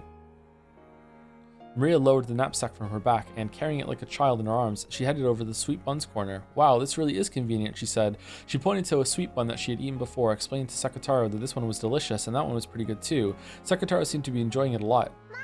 I'm gonna have the 3-colored one. With just this one, you can eat bean jam and cream and strawberry jam, but there's sometimes greenish brown bean jam or white bean jam. There should be one kind of bean jam. Uru, looks like having different things inside that makes them interesting. Uru. It is jam bread. Next, I'll have a fruit yogurt. There's fruit in it, but it isn't a sweet, right? Yeah, I'm sure Mama will be fine with it. Do you want one too, Sakutaro? Uru, is that really okay? What about the money? Ooh, no problem. Look, it's Sotoku Taishi, ooh. So I can buy you whatever you want too, Sakutaro. Let's eat together. Would you like some yogurt too, Sakutaro? When Ria made to grab another one of the same fruit yogurt, Sakutaro bent his head slightly worried. Ooh, but I can't eat a big one, so a small one will be fine. Ooh, then how about a small yogurt? It's 30 yen. That's cheap. Ooh, that's good enough for me. Yogurt with Maria. Yogurt with Sakutaro. Ooh. Meanwhile, Grandfather Kinzo, with fucking like so much gold that no one can carry it in his fucking basement, Maria put the 3-colored bread and the 2 yogurts into a shopping basket and brought them to the register. The man running the register had been in charge of the tobacco shop that had been here until last year. I seem to be seeing you a lot this time of day, little lady. You're a good girl, but maybe you better come with your mother if you're going to go shopping at this time in the future, okay? Mama said it's okay, so it's fine. Mama always comes home late because of her work, but we aren't lonely, right, Sakutaro? Ooh, really? That sounds tough. Here, I'll give you some free soda. The man working at the store took a can of leftover soda or something from behind the register and packed it into the bag with everything else. Thank you, mister. Ooh, isn't that great, Sakutaro? Ooh. Since she'd been told not to buy soda, she couldn't take it back home, so she decided to drink it on her way back and not bring the empty can back home. With the vinyl bag with the sweet bun in it around her elbow, holding the knapsack with Sakutaro in it with that same arm and drinking her soda, the two of them walked home. Ooh. Yuzuko Sho soda isn't really good. You want to try too, Sakutaro? Ooh. You're mean, Maria. Nasty. It sure is. Ooh. Of course, it's not like she can actually make a stuffed animal drink soda. She just put the can to Sakutaro's mouth and pretended to tilt it. Wait, what? But it was fun for Maria to share the taste of this weird drink that she had gotten for free with Sakutaro. There was a huge moon in the sky. At times, the moon had been clouded by tears when she'd been unmanageable. When she'd been unmanageable during Rose's overnight stays. But when she'd been scolded by her mother. But this moon was very warm, and it seemed to watch over the two of them as they enjoyed their trip home by themselves. Maria and Sakutaro. Angie watched the two of them go from behind. She looked so warm from behind. After looking at the backs of Maria, Oni-chan, and Sakutaro together, it became very hard to remember all those long nights when she'd cried because her mother hadn't come home. I couldn't say it to Maria Oni-chan, but if I'd been in the same position, I may have given a stuffed animal the name Sakutaro, but it wouldn't have been anything more or less than a stuffed animal. Anyone can make a relationship that only distracts you from your loneliness. But Maria Oni-chan was different. Sakutaro isn't a stuffed animal or a toy. He was a real friend, and far from just distracting Maria from her loneliness. He changed the nights without her mother into a fun time where they could play all by themselves. Was it because Sakutaro was a special stuffed animal? Because her mother had made it herself? Because it was very, very cute? Probably not. If there's a secret here, it doesn't lie within Sakutaro. I think it probably lies within Maria Oni-chan. Huh. Oh, okay, nothing bad happened. Yeah, okay. This is the power of magic you were talking about, Maria Oni-chan? Ooh, knowing magic means you notice a lot of friends right beside you that you didn't notice before. It's as fun as having a bunch of new toy shops pop up all over the neighborhood. What is a moon but a space chandelier? +2 chatter, +2.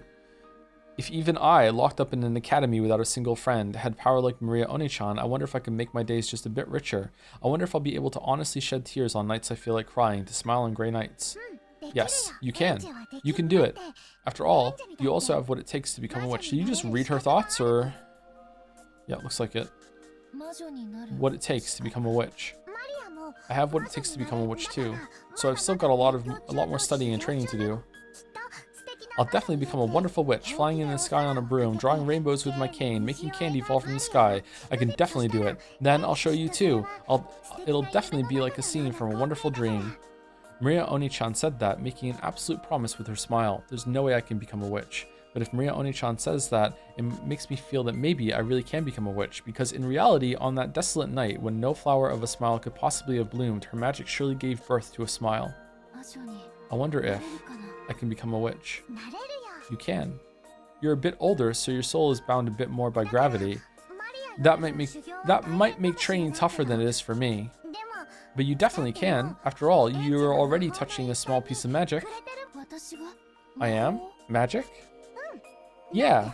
Come on, look. In a world where I don't exist, you summoned me and you're talking with me. This is magic? Yeah. You've expanded the fragment of my soul that I left in my diary, and you're reviving me right now. I also said it a short while ago, right? Since you managed to reunite with me and have a conversation, since you're able to smile every once in a while, you must have some magical talent, Angie. Your Maria Oni-chan guarantees it. Ooh. You said it a second ago, Oni-chan. I thought I could only meet you while the diary was open, but you're really nearby all the time, right?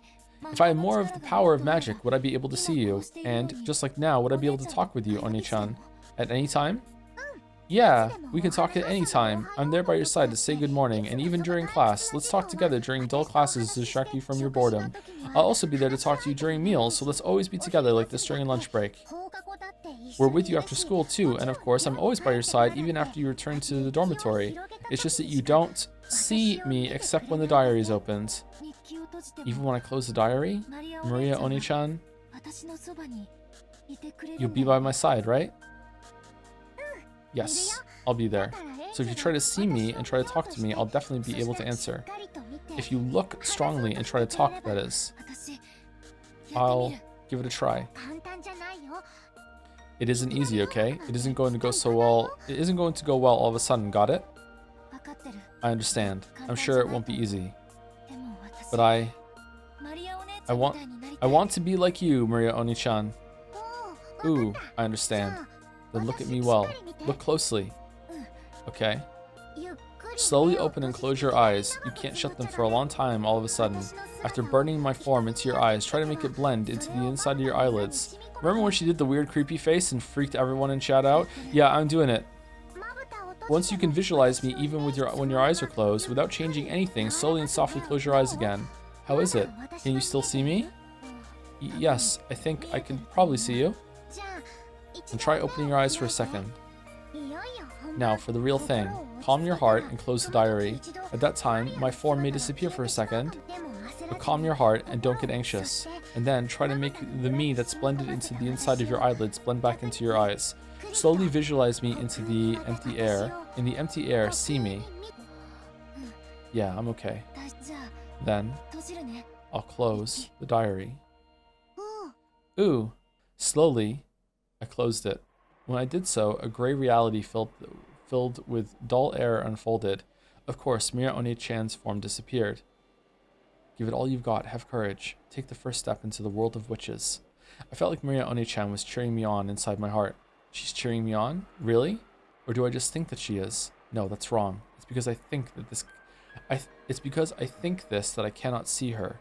Maria Oni-chan is always by my side, and even now she's definitely there, cheering me on to do my best. That reached my ears, so I mustn't ignore it like it's my imagination or the voice of my own heart. I believe that Maria Oni-chan is there. I mustn't doubt. I believe. Oni-chan said she'd always be by my side. I must not doubt that. But Looking at that empty space by the empty back wall of the school building, amidst those almost heartlessly boring rays of sunlight, calling out her name was unexpectedly difficult. The chains of common sense that had clung to me until today sneered at me, telling me that calling out to the empty air was ridiculous. It was almost like being told to take a step forward off the roof of a skyscraper overlooking a sea of lights, or being 14 years old and thinking that if you just tried really, really hard enough, maybe you could have Jedi mind powers and you could, force push open the door across the room, but you just haven't tried hard enough yet. It's Maria Oni-chan saying it. It's alright. She's saying that I'm someone who can do it. Stop thinking that you might fall, or that it'd be foolish to take a step off a roof. And free yourself from those chains of common sense. Phew. Okay. I steady my breathing. I concentrate on my mind. Make the vivid form of Maria Oni-chan in the empty space before you. Rise to the surface. Understand magic. And see Maria Oni-chan. It's not gonna work. It's not gonna work. It's not gonna work. Maria Oni-chan. Huh? Is someone there? At that time, I was answered by a rustle in the bushes and a wild cry, and I came to my senses. It looked like I wasn't the only one behind the school building. No. Since I'd been so immersed in the world of the diary, I hadn't noticed someone coming. I recognized a group of 3 beyond the bushes. They were kids from my class. From their appearance, it felt as though they'd come behind the school building to gossip about someone or talk in secret. I hurried out of that place, because if it became known that I'd been alone in a place like this, mumbling to myself, it'd become a pain again. She said it right. She said it right. She said Maria Oni-chan or something, right? Isn't that creepy? She isn't seeing spirits or something, is she? Giggle, giggle, giggle, giggle. Ushor Miya-san, so funny. Ooh. I could hear the shrill, loud laughter from behind. Irritated and feeling that Maria Oni-chan had been made fun of, I left that place at a quick pace, and then a jog once I turned the corner, and I might have made it to Oni-chan's world with just a little more time.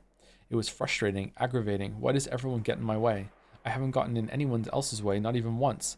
I ran and ran, and it still felt as though I could hear their shrill laughter. Oh.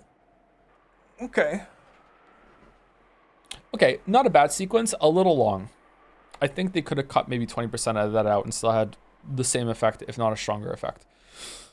But I see what they were doing, and I like it. The world 12 years later, October 1998.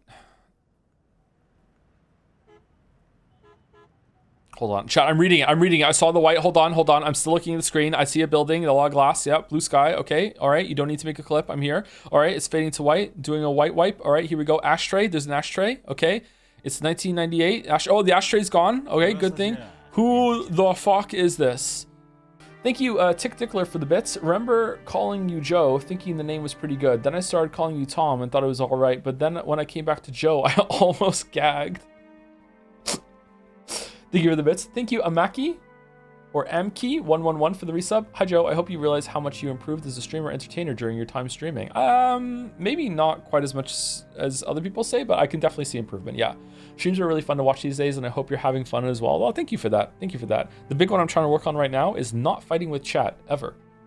Ever. Little bickering and little fun fights are fine, but never, ever, ever getting to an actual fucking fight. That's what I'm trying to work on now. Thank you, Tornalex, for the resub. Hey, Thun, what is your opinion on immersive blenders? I mean, I don't know. They're dangerous because you can really lose yourself in them. So I try not to use them. I have a bullet blender. I haven't used it since I moved it over here, though. It's been a while since I used it. I was doing meal prep last night, and I learned that my stove doesn't work. So that was fun. I only made 2 of the 4 meals that I wanted to, so I'm going to have to do more of that tonight. Thank you, Terra Ama, for the new sub as well. Thank you. Joe enjoying slice of life scenes. Impossible. Ryukushi has done it again. That was not a slice of life scene. I don't think so anyway. That felt like an important plot scene to me. I don't know. Lost the meal prep race too. That's got a scene. We don't need to talk about that, Jelly, okay? We don't need to talk about that. No. We don't need to talk about it. Thank you, Yuri was taken for the bits. Maria, this chapter, without love, I cannot be seen. Jessica, last chapter, without eyes, nothing can be seen. Yeah, I do think that love line is about that, what we've been speaking about with the accept magic or see reality for what it is, yeah. But what is love? Is love seeing something that's fake for the sake of the person, or is love forcing you to view reality, even though it might be bad? It's still better in the long term. I don't know. Joe, you just lost the race to eating my lunch because I just declared that it was a race and I also just finished eating.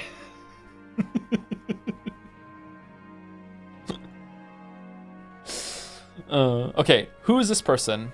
Rumor has it, Angie-chan, that you jumped off the top of a skyscraper? The groupies were getting annoying, so I thought I'd give them the slip. Angie and an old gentleman wearing an expensive suit were alone in a massive modern conference room.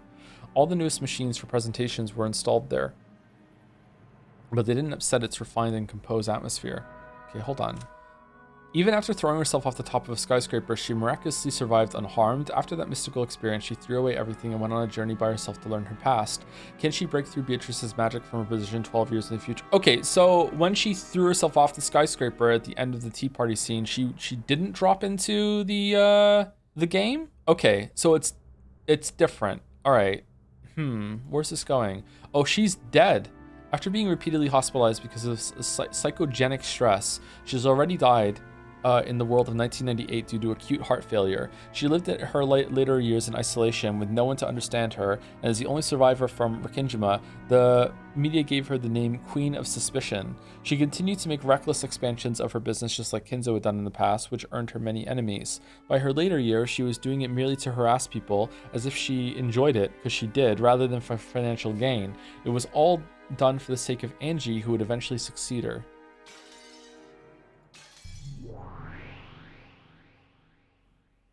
Oh, what? A little magician who has inherited the black blood from Kinzo. Unlike Kinzo, she was gifted with talent and began to tread the path of the magician from a young age. However, if Battler is immune to magic, why is it that the stakes can kill him in the Velvet Room? Meanwhile, the Chiester sisters couldn't do that.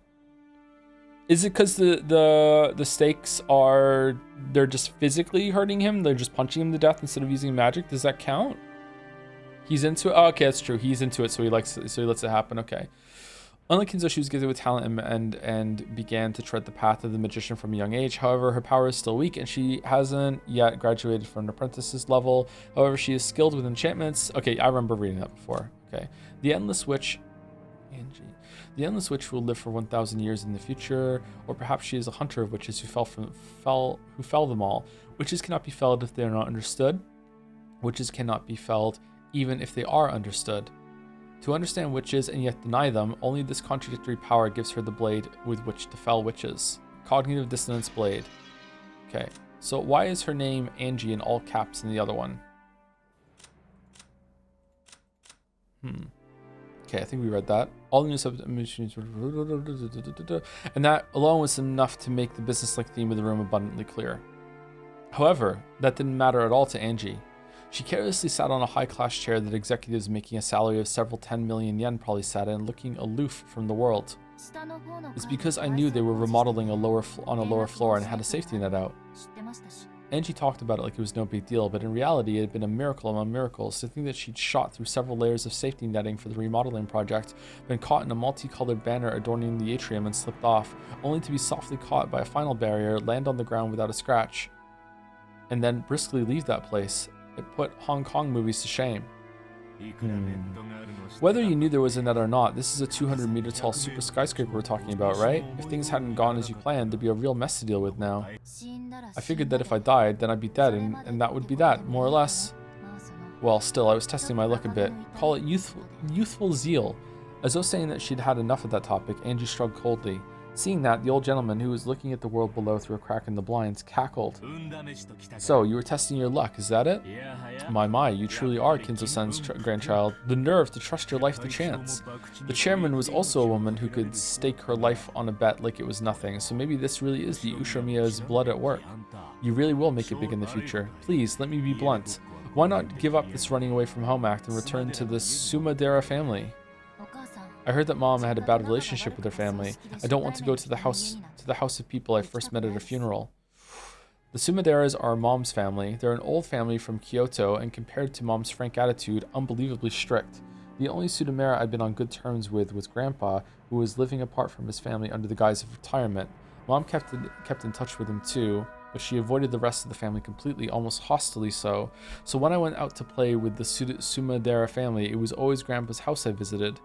When I was young, I didn't really understand. Oh, am I saying it wrong? Sumadera? Sorry, did I put the D there? Yeah, sorry, a little dyslexic. When I was young, I didn't really understand it. But I hear that Grandpa was in an extremely weak position as a man who'd moved into his wife's family register, and his relationship with Grandma was also bad. You might even say that Grandma hated him and confined him to the house. What? It isn't hard to imagine that because she had a soft spot for Grandpa alone. Mom was always hated by the Sumideras.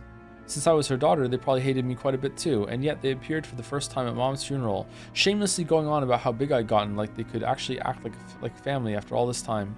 When Aunt Ava died, I would inherit all the wealth of the Ushirimiya family. If that wasn't what they were after, there's no way they would have been able to say such disgusting words. Well, it's not as bad. It's not as though I can't understand your desire for self-abandonment now that you're all alone.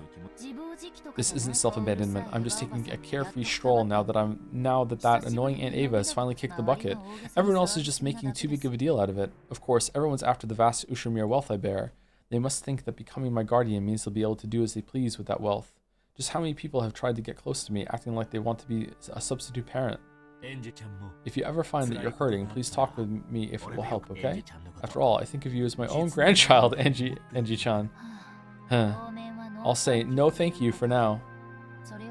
More importantly, let's return to what we were talking about. Angie-chan. No matter how many times you ask, I am hiding nothing. The chairman was the only survivor on Okenjima that day, and she passed away without saying anything. I myself know nothing. Everything is wrapped in darkness, you see. This old gentleman was one of those leaders who had been entrusted with the business group Ava had built up after she passed away. The one he called chairman was the former chairman, Ushirimiya Ava. His company once had friendly ties with Hideyoshi's business, and he had a close relationship with both Hideyoshi and Ava. For that reason, when Ava lost Hideyoshi, he became the only person to whom Ava might have let her true intentions slip. Whenever Ava's heart was torn by the loss of her family, whenever she took it out on Angie, he had acted as a buffer between the two, so although Angie didn't trust him, she found him a very easy person to question. That crime was... no, that accident. If I call it a crime, I'll get in trouble. I had the same questions about it as the public and the talk shows. At the time of the accident, why was Aunt Ava in a place 2 kilometers away from the mansion all alone? And on the night of a storm? Back then, Kinzo-san was unsure as to whom he should select to be his successor. Officially, he decided on his son, Kraus-san, but he didn't have much trust in that man. So, to fairly determine a successor from among the 4 siblings, he made this game-like test called the Riddle of the Epitaph. Ostensibly, yes. Kinzo-san probably planned to make Ava-san the successor from the beginning. He wanted to withdraw his own rule that the eldest son be the successor, and instead of Kraus-san, leave the family to the extremely diligent and brilliant Ava-san. The new rule about giving the inheritance to the one who solved the epitaph was probably nothing more than a farce to snatch the position of successor away from Kraus-san. What do you mean by farce? There was no need for anyone to solve that epitaph. Once it had been displayed for an appropriate amount of time, Kinzo-san could just call Ava-san, whom he truly wanted to succeed him, and give her the answer. In other words, Sumari, that itself would provide proof of her succession to the headship. This isn't something they brought up on the talk shows, is it? Well, once you bring up the succession of the headship, conspiracy theories tend to rise to the surface. I'm no fool myself. I won't go out of my way to say things that could invite misunderstandings, you see. This was his theory. At the time, the Ushirimiya family head Kinzo, whose remaining life was announced to be short, was troubled by the problem of who was to succeed him. Normally, the successor would be fixed as the oldest son, Kraus, whom Kinzo had chosen himself, but in his later years, Kinzo began to think that Ava would make a more fitting family head. However, Kinzo, who was stubborn even against himself, was stymied by the title of successor that he'd already given to Kraus, and he searched for an official stance by which he could skip over Kraus and select Ava as his successor. That official stance was the riddle of the epitaph. The primary successor was still Kraus, but there was a new rule saying that if someone appeared who could solve the riddle, they would be chosen as the successor to the headship. Then, on what would probably be his final family conference, Kinzo told Ava the answer to that riddle himself. In short, it was the same as proclaiming that Ava herself was the successor. On that day, Ava-san was summoned by Kinzo-san, who revealed the answer to her, and so that she could succeed the headship, he called Ava-san to the hidden mansion Kuwadorian, which only the head knew about. And because Aunt Ava arrived at the hidden mansion one step ahead, she escaped harm in that accident, you say. Accident. Maybe Aunt Ava just killed everyone and made it look like an accident so she could steal all the wealth for herself. And maybe that's why she escaped unharmed. Well, that's what the papers are shouting about. However, I believe Ava-san. Because I'm an idiot, I'd say that there are several points that justify trusting her. For example, that ring of the Ushimiya family head, which is on your finger now, Anji-san. That ring is the only one of its kind in the world, which Kendo-san had made specially, and the artisan who made it acknowledges that the object on your finger is, without a doubt, that ring. The Ushimiya family head's ring. That ring, with the heft of gold and the one-winged seal on it, had a diamond arranged on a pedestal and felt both sturdy and reminiscent of the dark hobbies of the rich. Kinzo had worn that on his finger without removing it, even for a moment. This man was saying that the fact that Eva had it proved that Kinzo had acknowledged her as a successor, or she just killed him and took the ring. What the fuck are you talking about? What? After all, Eva-san certainly did have that ring, and if you take into consideration that Eva-san actually was talented and that Kraus-san had made a fool of himself several times on the business scene, I cannot imagine that Eva-san's story is completely made up. Although there's still the possibility that she murdered grandfather in order to steal that ring, then Aunt Eva, using some kind of trick, massacred everyone and made it look like an accident. Ah, yes, it seems the papers were saying something about her massacring everyone with keeping all the wealth to herself as the goal. True, Eva-san was a person capable of holding back nothing when she was determined to accomplish something, or she may have committed murder just once in her life if a chance for keeping all of the Ushimiya family wealth for herself presented itself. However, I don't think that happened.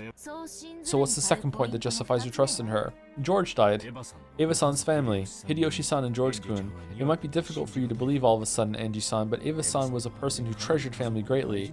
True, part of me didn't want to believe it or acknowledge it, but I did understand vaguely. Aunt Eva certainly had been a person who highly treasured her family. After all, the root of her twisted personality had been nothing more than the sadness of losing her beloved husband and son.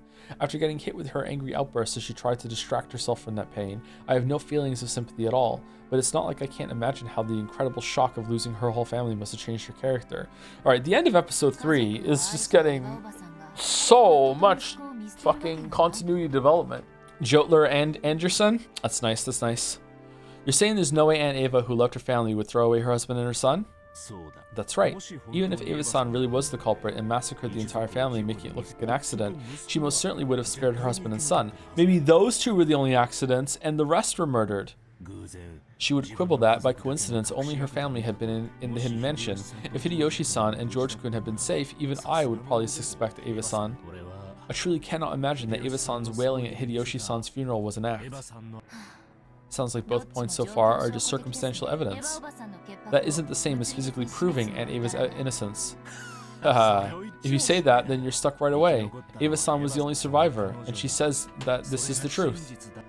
But no one can prove her innocence.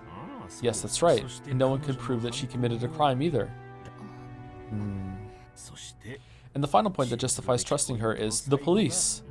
After all, it was such a flashy crime. The police were being pushed forward by a public in an uproar over conspiracy theories, so they must have investigated Eva-san thoroughly.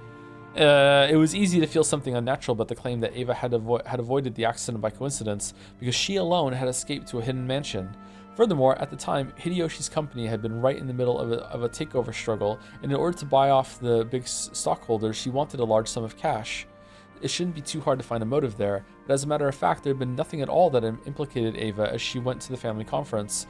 Nothing unnatural was found on her that could have been used to brutally murder her family and make it look like an accident. The servants, who escaped harm by being off duty on that day, also stated...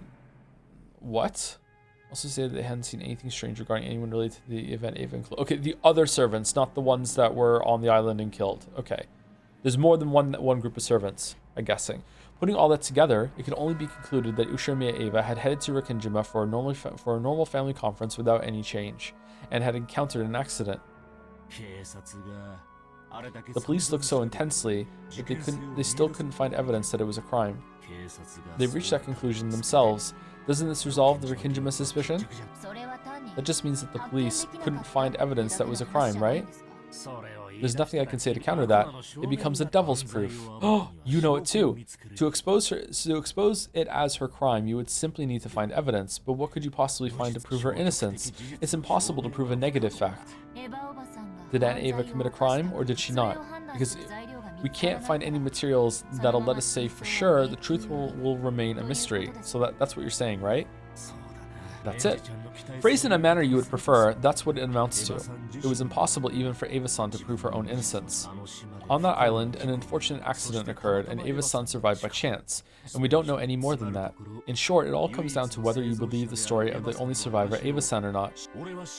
I believe the ring and her praiseworthy love for her family, and the tears she shed at the funeral. Taking all that into consideration, I decided to believe her story. They're being really vague on the accident thing. Like, what do you mean they died in an accident? What kind of accident? But I don't believe. If she wanted to steal the ring, there were probably many ways for her to do it, and no one knows if her relationship with her family really was that good. No one can prove that tears at a funeral are real. Anyway, I hated Aunt Eva from the very beginning, so I don't even want to believe her.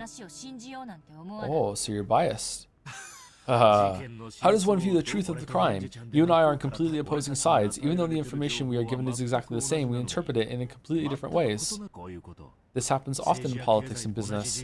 The exact same enterprise will always be assessed in multiple differing ways. Do you know why?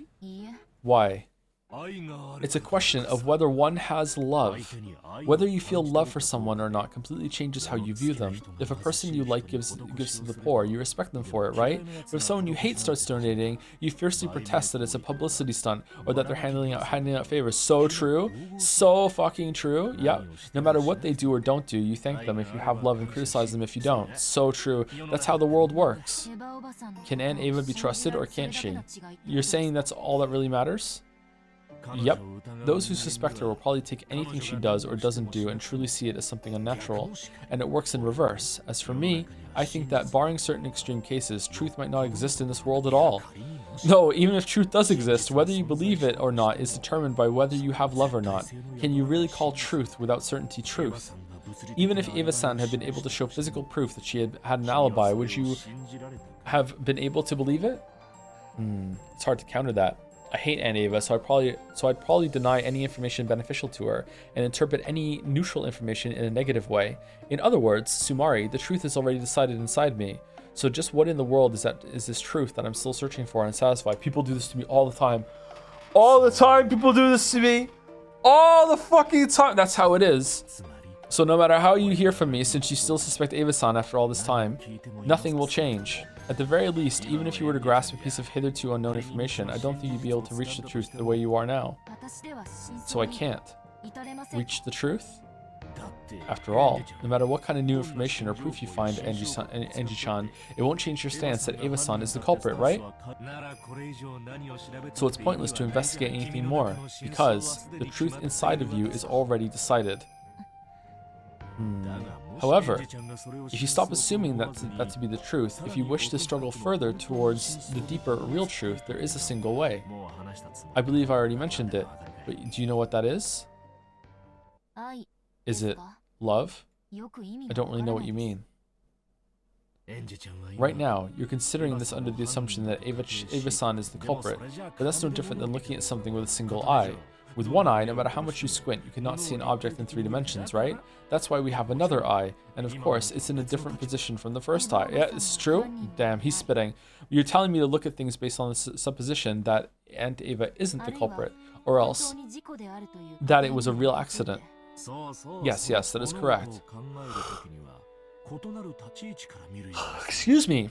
When thinking about anything, you should always try to look at it from different perspectives. Just endlessly, and never make any decision, and then come to the conclusion that real truth doesn't exist and you don't have a strong opinion on anything at all, and become insufferable, an insufferable, spineless centrist that just has no effect on the world, because what if you're wrong? If you don't, you won't understand anything about what is real. It's the same with newspapers. You can't see anything from the single viewpoint of a writer who wrote an article in a single newspaper. Sometimes you can only process information composedly and in 3 dimensions when you read multiple newspapers. Without love, the truth cannot be seen. Sounds nice. Wahaha. Maybe he thought it interesting that such a flashy phrase would pop out of his mouth. Who are you? How long has it been? Could it be you, one of you fuckers? Who are you? Maybe he thought it interesting that such a flashy phrase would pop out of his mouth. For a while, he laughed, looking pleased. At the same time, he was telling me that he'd said everything he knew, and that it was about time to leave. I understood that and got to my feet. Maybe Goda with like a hippie phase. Smoked a lot of weed. Got a spray tan. I don't know. To understand your feelings, Angie-chan, you should do as you like for a while until you're satisfied. You were 6 years old that time. I understand how you must feel after losing your family before you could even understand what that meant, and how you must still be unable to sort out your heart. You may learn the truth, and you may not. Eva-san may be the culprit, and she may be a victim. I pray that you find the truth you believe in, Angie-chan. A journey at such a young age may prove to be a valuable experience. Thank you very much. I'm truly sorry to be such a bother when you're so busy. Okunogi-san. Oh, it's Oko. Oko Tetsuro. Tetsuro? I know Tetsuro. Where do I know Tetsuro from? Someone has the last name Tetsuro. I know someone has the last name Tetsuro. Who has the last name Tetsuro? Someone has the last name Tetsuro. Someone has I know someone has. Is it Nanjo? I know someone has the last name Tetsuro. I remember seeing Tetsuro somewhere. I made it up. I made it up. I made it up. Who the fuck has the last name Tetsuro? Does someone have a last name that sounds like Tetsuro? Nanjo Terumasa. It's Terumasa. That's what I'm thinking of. I'm thinking of okay, sorry, my bad. I'm thinking of he's related to Nanjo. He's Nanjo's cousin. A leading member of the Ushiromiya group, between the time of Ava's death and Angie succeeding her position's management of the group, has fallen to core members like him in her stead. Okay. However, Angie has no desire to inherit that role, leaving the group on the brink of fracturing internally and putting Okonogi in a difficult position. He was once the president of a foodstuffs distribution company and had an intimate relationship with Hideyoshi's business. Because of that long-lasting association, Ava trusted him particularly, and he was appointed to an important post within the group. Okay, by episode 5, he's going to be on the island too. No trouble, no trouble. What are you going to do? It's not a triangle, it's a square now. Fucking Okonogi's over here on this side of the fucking chessboard. Well, that whatever works. I've made appointments with several specialists and people related to the crime, but I plan to go visit them. I see. I hope you find an answer you can accept. Beep, beep. At that time, company president Okonogi's secretary came in, handing him a memo over his shoulder. He read it, then looked between it and my face. This is where Rudolph was taking that call. Anji-chan, my apologies that this comes right after telling you to try going on a journey, but I have some information you should lend an ear to. It looks like you're in a bit of a nasty fix right now. People after my money? This is why money's stupid. No. Our time travel project, it's bearing fruit. Yes, but if you sell off all of the wealth, trying to donate the whole sum to the public welfare, you'll make the eyes pop out of those people optimistic about their chances with your fortune. Oh, the Sumadera family? Those guys act so proud like they're my guards or something. I haven't forgotten Aunt Ava. There's no way I can put myself in the care of the Sumadera family. They probably want to, as Aunt Ava often threatened in the past. Cut off my arms and legs, throw me in a warehouse, and suck the Ushiromiya family's wealth dry. Apparently, a messenger from the Sumadera family is coming here. They're saying to hand you over. No, that they want to protect you. A messenger, you say? It's your aunt, Kirie-san's younger sister. Birie, I believe she told me earlier that she thinks of you as a little sister. She's got to be joking. At least call me a granddaughter, you old hag. Judging from the context, it seems they have no wish to listen to your desires. I have a car waiting in the parking lot, 2 stories underground. Go. The Sumadera family is telling you to hand me over. Is it really okay to let me go? What fucking power do they have? You will definitely become something big in the future, Angie-chan. Let us call this a favor to be repaid upon your success. Go, quickly. After bowing silently and deeply, Angie left that place at a dash. After watching her leave, the female secretary straightened her glasses and whispered, "The Sumadera family told us to stall her. Is it really alright to let her go?"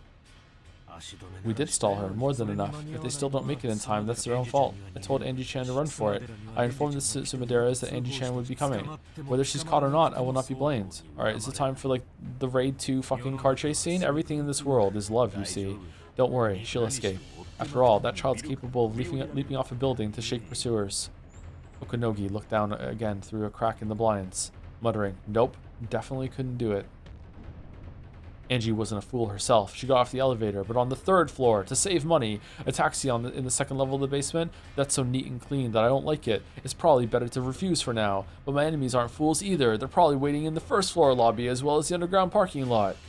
It's such a massive building. Instead of getting anxious and escaping outside, maybe it's better to stay inside and wait it out. No, that's useless. If they get their hands on a security room in a modern building like this, I'll have nowhere to turn to. This entire building is like a massive dead end. Quick, let's steal the Sekimaya and seal them in. The third floor is the business floor. A young girl like me will clearly stick out. Shit, trying not to stand out any more than I had to, I walked at a brisk pace searching for an emergency exit. It'd be perfect if that staircase was an outside one. I found the door to the emergency exit. After opening that heavy door, I found the outside staircase I'd hoped for. I bumped into a man who looked like an employee skipping work and smoking a cigarette. After glaring at me, he quickly crushed out a cigarette and went away. What a detail. It looked like there was no one below. If I'm going to escape, now is my only chance. Just when I thought that, a black car slid right under me and came to a sudden stop with an incredible squealing of the tires. Judging by the sound of tires, it seemed they had several other allies, and one of them had come here to block this path. Not bad, Aunt Katsumi. To think you'd even send a car to pick up your little sister when she's trying to get out through the emergency exit. Fucking hell. Bam, bam! The doors of the car were forcefully opened, and 3 black suited men jumped out, looking at the emergency staircase. Crap, our eyes met. 12, target found. Is this like the Chester sisters people or whatever? 12, target found. Northwest side emergency stairs, 3rd floor, send support. Anji-sama. Okay, this is dumb, right, chat? This is dumb? I think this is dumb. Doesn't she, like, maybe? I don't know. Anji-sama, try not to move from there. Forgive our roughness. 3 of them began to climber up the emergency exit. They've already announced that they plan to be rough. This is pretty bad. As long as I don't stop breathing, they've probably been ordered to grab me no matter what, even if they gotta rip out one of my arms. Oh man. Clank, clank, clank, clank. Their heavy, wild footsteps became a helix and began to rise from the lower floors, getting closer. In the entrance lobby of the building. I like the drums though. A woman with 7 black-suited guards behind her advanced at a leisurely pace. Seeing this ostentatious entrance, the security guards for the building ran up to them, asking if they had an appointment. How typical of Tokyo people. Don't you understand the status of the person you are talking to without having to say her name? My apologies. At our company, guests are to take a security... Back down, scum. She kind of looks like Kyrie. I came because I was called by your president. Call Okanogi Tatsuro here. To think you would call me here and then not welcome me. How typical of Tokyo people. My apologies. Welcome to the Ushomiya group, Sumadera Kasumi-san. With the secretary behind him, Okanogi dashingly appeared from the elevator. Even though both of them wore bold smiles, they were wrapped in a tension reminiscent of the smell of gunpowder. Where is Angie? I came to greet that adorable daughter of my big sisters. Strict observance of our time is our motto here at the Ushomiya group. The former chairman herself said that those who can't keep time can't keep contracts. Ooh. You call me all the way to Tokyo and this is all you have to show for it? You let her go, didn't you? Please, she escaped from us. We did stall her for quite some time, but unsurprisingly, she did eventually smell a rat. Of course, this wouldn't have been a problem at all if you had arrived on time, Sumadera-san. These provincials and their loose provincials? Provincials and their loose concept of time? Provincials. Yeah, it seems like it's provincials. Okay. Wow. What was that? What did you say to me? You couldn't sense any of Kirie's open frankness in Katsumi's face. She wore the arrogance of the ancient Sumadera family towards the ruined Ushomiya family, as well as pride because she didn't want anyone to notice that her family was declining so much that they couldn't ignore the Ushomiya family's wealth. Even at a glance, it was easy to understand why Angie hated her aunt so deeply. She couldn't even stand a slight insult, and though she still smiled, her eyebrow twitched. At that time, the black-suited man behind Katsumi whispered to her, "It's not looking good, ma'am. Angie-sama has been found. We are currently dealing with her." Oh, I'm glad we made it in time. Thank you, Okanogi. It seems I can finally take my mischievous niece home. I've waited so long to talk with that girl in my tea room, with all of the tools prepared. Hee hee hee hee hee. Clank, clank, clank. As the violent sound drew a helix, it rushed up at me from below, threatening to swallow me up. Of course, even if I fight, there's no way I'll be able to win. And yet, running into the building would be like jumping into a dead end of my own accord. My enemies will increase in number with time. If I don't do something here and now, I won't have any more chances to escape. Then, 3 muscular black-suited men came into view below me. 1, 2, 3. 3 people. In other words, Sumari, everyone who had gotten out of the car. If there had been just one of them, I might be able to drop kick them or something and smash them in the head, which might work. Okay, jump over this and steal their car. But it really would be impossible with 3 of them. Wait, 3? If there's just 3, I should be able to make it. I can do it. Take a deep breath. Ah! What? You idiot, stop! Look out! Wah! O2 calling 12. Is the package secure? We received a response. What happened? Respond. She's crazy, damn it. Ugh. Ow, ow. See, that worked out perfectly, didn't it? There was just 3 of them after all. I've already tried that once from a higher place. She's the witch of jumping off tall places. I knew I'd be able to jump down just 3 floors. It's a good thing the car they came in was right beneath me. Even if it wasn't as pleasant as a trampoline, it broke my fall. A little gently, a little roughly. How rude. You didn't have to dent that much. The roof of the car broke my fall, leaving a massive dent around my body. Car roofs are surprisingly delicate. I don't think it's because of my weight. Apparently, the 3 people on the stairs hadn't planned on me jumping down. It seemed they now realized that they'd been outwitted, and they were rushing down the stairs. I've got to run and escape while I still have the chance. I moved my body, making clunking sounds on the car roof. But I'd be naive. Of course they wouldn't all rush up the stairs without leaving one person behind. There was one black-suited man left in the driver's seat of the car that had broken my fall.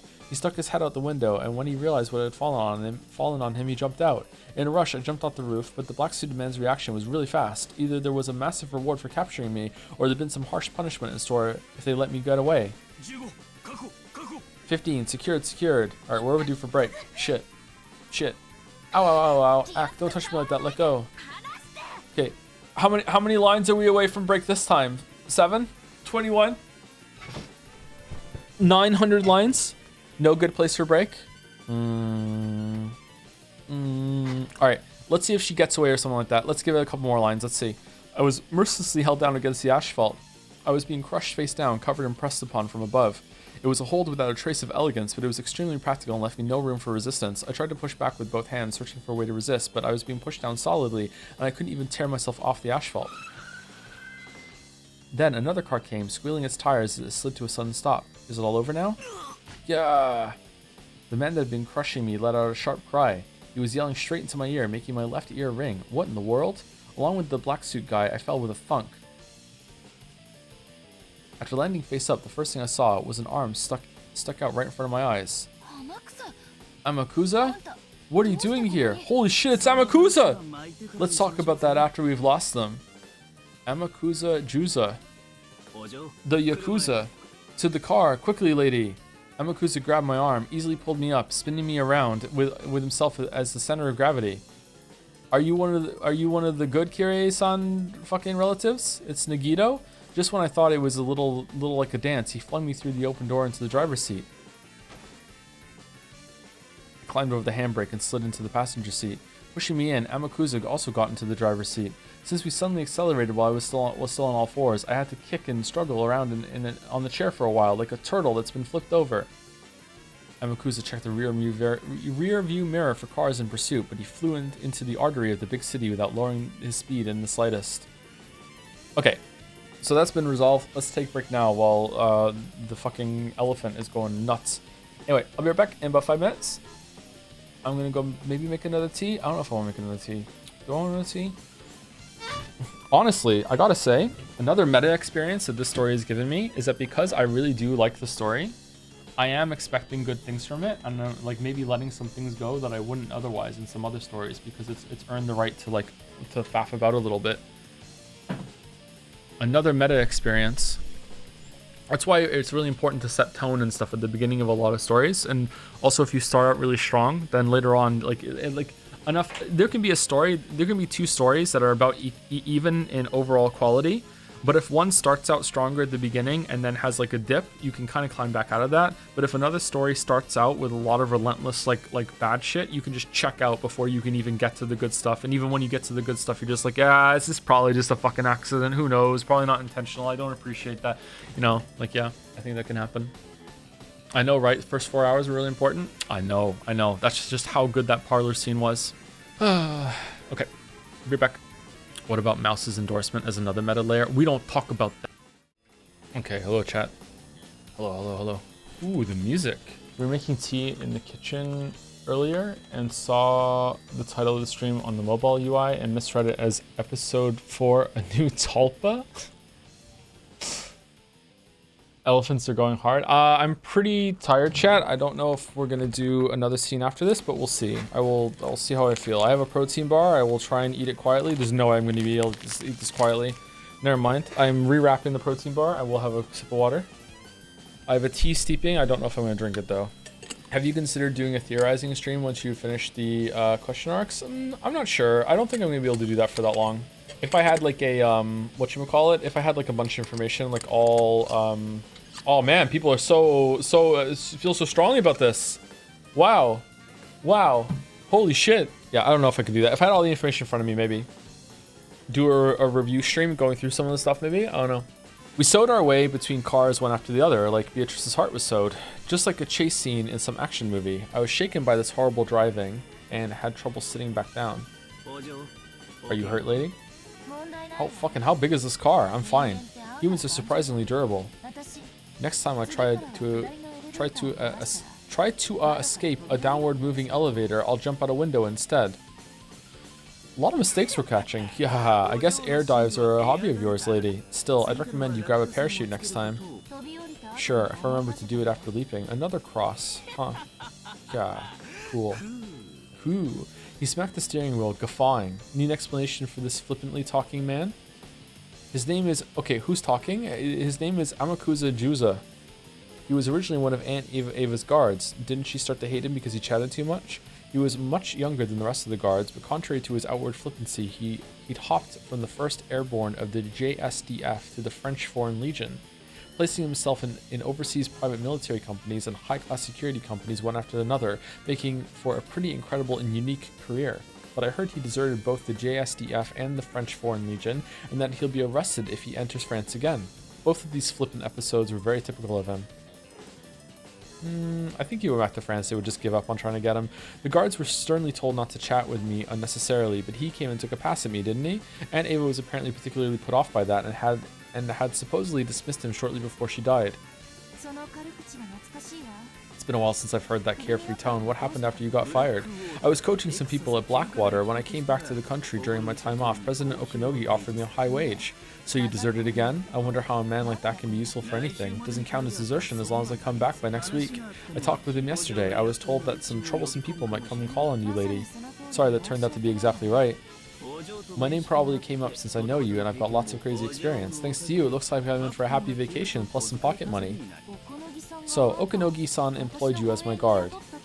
Why aren't you employing yourself as, you're a guard? Like, you have a lot of money too, right? Like, what's going on? You seem really smart. Wouldn't you, know that the other family's gonna do this? Maybe this is the first time you're hearing about it. I don't know, actually. I don't have information. But this whole setup seems kind of dumb and you feel like you don't have any agency. I don't know, man. He probably wants to buy some gratitude from you, lady. After I got fired, I was indebted to President Okanogi in various ways. He's got some dirt on me here and there, and now I can't say no to him. Yeah. Seems that getting indebted to Okanogi-san can be pretty costly later on. So what are you planning on taking me? Anywhere. I'm employed until the weekend. Anything after that will cost you extra. How much per day? I'll take 50,000 plus expenses. If you stop cracking jokes, I'll double it. The period of employment isn't fixed yet. It might take several weeks. That'll be tough. I'll have to call my boss to get an extension on my vacation. More than anything, I want to investigate that day. Oh, is this about Rikinjima? Exactly. What happened on that island 12 years ago? I want to investigate it with my own hands to my satisfaction. Do you really expect to find anything new investigating something that old? True. But this is a journey for my own self-satisfaction. Once it's over, I'll just throw my hands up and go over to the Sumadera family. Didn't Aunt Katsumi say something about how she wanted to serve me some... matcha? Maybe she'll serve me tea as I kneel on sharp wooden blocks, clutching stones or something. Ooh, damn, that sounds freaky. Yeah. My apologies, we lost sight of them. A single man thought to be an associate assisted in her escape. Judging by his possession of a stun gun and his driving skills, he's no amateur. I see, thank you. What a shame, Okanogi. Shall I take this as your answer? Letting her get away was your blunder. It has nothing to do with me. I do wish to prepare some matcha for you as well in the near future. The next time you're in Kyoto, please stop by. I'm going. Oh, are you leaving already? Okay, another thing I'm understanding is, how is she so powerful with the other family? Meanwhile, they seem to be on like the back foot here, even though Ava apparently like made the company skyrocket in wealth. I don't understand this. Maybe I'm stupid. I don't know. Are you leaving already? I could offer you some chazuki first. Cackle, cackle. With her back still facing Okanogi, she laughed softly, but with an increasingly shrill and hateful tone, using that as a substitute for a sharp parting remark. Just as she stopped laughing, her features suddenly changed to look like a demon's. But because her back was facing him, Okanogi couldn't see that expression, but we could. Okanogi watched her go, laughing coolly. His secretary whispered over his shoulder. Fuck, are you sure about this? Milady Angie is our company's primary stockholder. If the Sumadara family becomes her guardian... I get it. But you know, we're the world-famous Ushiramiyas. We can't let them take us lightly. Still, it looks like that guy managed it pretty well. All that's left is to let Angie-chan do as she pleases. I'm counting on you, Amakusa. Kasumi-sama. The escaping car was a rental. The license plate they displayed was a fake. We're clearly dealing with a pro. They'll probably abandon the car. Pursuit will be difficult. Should we have the police chase them? Yes. Shall we have them search for our runaway daughter? They're getting paid with our taxes, so the police must be of some use every once in a while. Ho ho ho ho ho. When I left the mansion, I boldly told Mother to leave it to me, didn't I? Do you intend to embarrass me further? It looks like it might be better for me to serve some matcha for everyone at once, doesn't it? Our underground tea room is cramped, so you have to wait in line. No, we will search with everything we have. She really is a cute kid, just like Nason. Especially the way she freewheels and does as she pleases. Now I can't see anything but Nason. I'm truly looking forward to it. If only I could invite Nason's daughter to my tea room, right? Ho ho ho ho ho.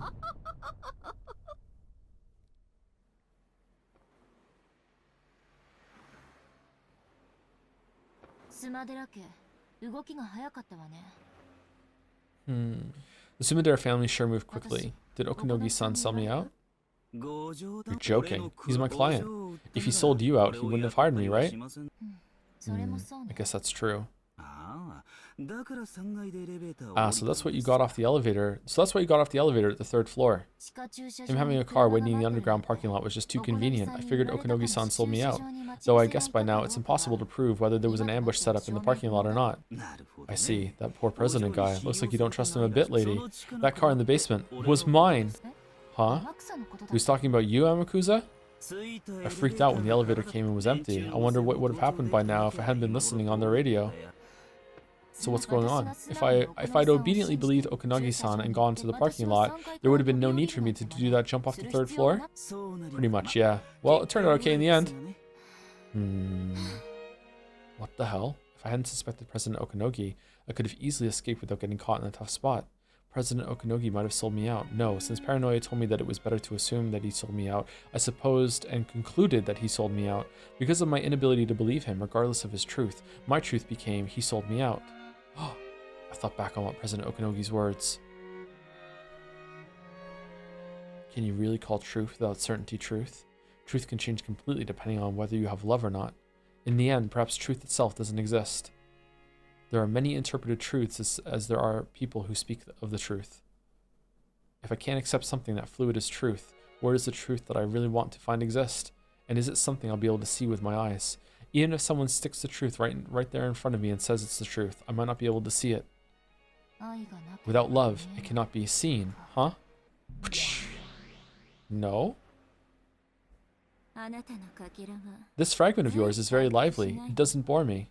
I mean, were you here for the whole Maria conversation? You told me something. You commanded me to search for the truth 12 years ago, but there's something I'm not getting. What's that? What is truth? There are as many truths as there are people. There are as many interpretations as there are people, and those can be twisted by opinions and changed indefinitely. Is truth really that unfixed or vague? That's right. Truth is unfixed. It can be like a particle or a wave, and it can hold conflicting forms at the same time. You are free to believe that the cat in the box is alive or dead. Schrodinger's cat box, but the truth is very delicate. It can change its appearance just by being observed. You're talking about stuff like Schrodinger's cat box?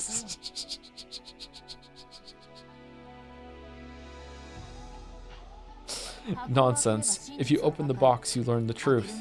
Discussion about what happens before you open it is just an armchair. Oh no, I just remembered the cat box thing. Oh no, is that important? Oh shit. Oh Oh shit, I just remembered the cat box thing. Oh no. Sorry, one of the first ever conversations I had with Mouse in DMs was Mouse trying to get me to set this up because that's how we started DMing, was just like, hey, like, I've been chosen as a representative to help you get the 07th mod set up. That's how me and Mouse started talking. And so, like, I had two options. I could get a copy of the PlayStation whatever thing on eBay or whatever, and get the PlayStation 3 version, or I could do the 07th mod version. So I went on eBay trying to find a copy of it to see if I could find one, and I was pasting like the crazy fucking titles of the things I was finding to her, being like, is it this one? Is it this one? And then one of them was something like Umineko fucking cat box or something like that. And I remember saying to her, like, in Canada, a cat box is a litter box, so this title is really funny to me. And she said, like, you shouldn't be fucking reading those titles, dumbass. So yeah, I just remembered the cat box thing. Fuck. The cat box. Okay, that makes sense now. All right. That makes sense. Jelly has a message. Did you hear about the time Joseph Anderson's monocoin economy crashed? Apparently they had a tradition of coin flip bets during stream breaks, and it got pretty popular. Anyway, the mods always made sure to include the possibility of the coin landing on its edge. As it turns out though, the mods decided to use democracy to manipulate the outcome. I heard some of them even use the Chester sisters to make a meme out of it. Google Joseph Anderson bunny girl edging to learn more. Okay, all right, okay. In all seriousness, we gotta talk about edging. All right, so here we go. We have to talk about edging. I think that if the result is an edge, that you should go again. Okay, you should go again. Don't accept the edge. Don't put it in. And by that I mean take edge off of the coin flip bet. And if it lands on an edge, in reality, fucking just flip it for heads or tails again and just do a do-over, because no one is ever going to believe you that it landed on edge unless you have a fucking video camera filming the whole thing. There's no way. So unless you're gonna film edging, no one's gonna believe you. Okay, so just take it off of the Dalmec lull in the middle of that means so much to me.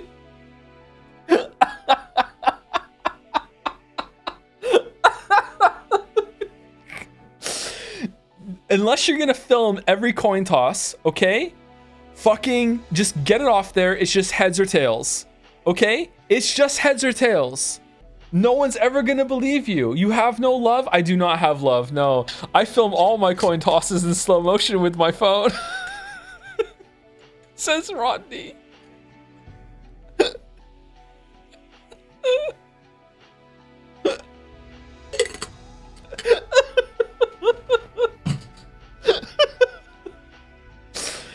Oh, my tea. Okay, let's see if we can finish the scene. Hold on.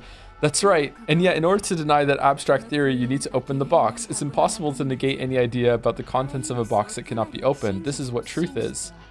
As long as truth isn't denied, it keeps its form. That's right. As long as truth isn't observed, it keeps its form.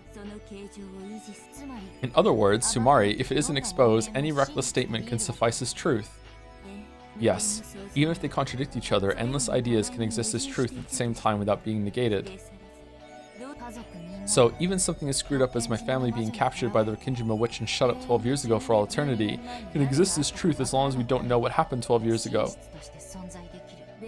This witch called Beatrice forcibly made room for endless imaginings of the Rikinjima of 12 years ago, enveloping all of it inside a cap box. Everything inside the unopenable box is truth. That's right. We don't know what happened on that island, so it becomes endless. That's assuming no one opens it up. I just have to wrench it open. I mean, something happened because you're in a continuity that continued, but you know, whatever. That's assuming no one opens it up. I just have to wrench it open. But that box was closed up 12 years ago, and I don't even know where it is. Even if I visit Rikinjima, just what can I learn about what happened 12 years ago on that desolated island? Desolated island, who knows? I wonder what you could learn.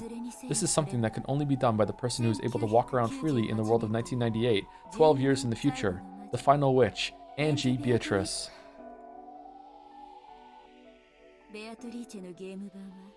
Beatrice's game board lasts 2 days, from October 4th, 1986 to the 5th. In other words, Sumari, you're a piece who can move freely outside her game board, and even Beatrice cannot influence this future that lies outside the game board. If you say it like that, it sounds like I'm a pretty overpowered piece. The future 12 years later in which you are placed certainly is distant. However, the further a piece is placed in the future, the stronger the power it holds. What? I told you, didn't I? The truth changes its appearance when it is observed. The fuck are you talking about? There's fucking riffing over there. What do you mean, come to think of it? I heard something like that once.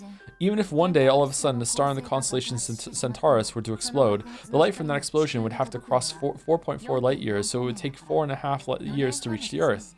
That's right. In other words, even if the sun in Centaurus has already died, people on Earth won't be able to perceive that fact for 4.5 years, because no method of perception exists that is faster than the speed of light. Wow. They believe in the speed of light? Wow. Do they also believe in the moon landing?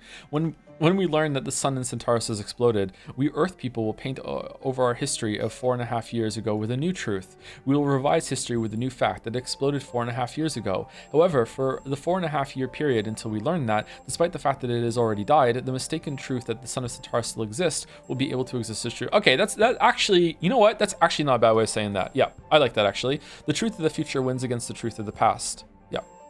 That's another way of explaining that something that just because something is objective doesn't mean that it's true. And what we consider to be objective is can change. Yeah, that's a really elegant way of saying that, I think. Yeah, a lot of people get them mixed up all the time, like with objective and subjective and all that shit. It's really frustrating. It's really fucking frustrating. Okay, we're not getting to the break, so I'm gonna go make my tea. I'll be right back. I'm gonna keep the mic open though, so if you hear someone talking, it's not me. Okay, I really need to stop doing that. Holy shit. Okay, I really need to stop. That was dangerous. I have to duck in here because of my blanket fort for the sound suppression. And when I duck in, sometimes like I like hold the tea like as I'm crouching over the keyboard. So if I get knocked in my arm or something, I'm gonna spill tea all over my keyboard. I need to stop doing that. I need to put it down. Professional setup. Yeah, I need to get something a bit more permanent. Yeah.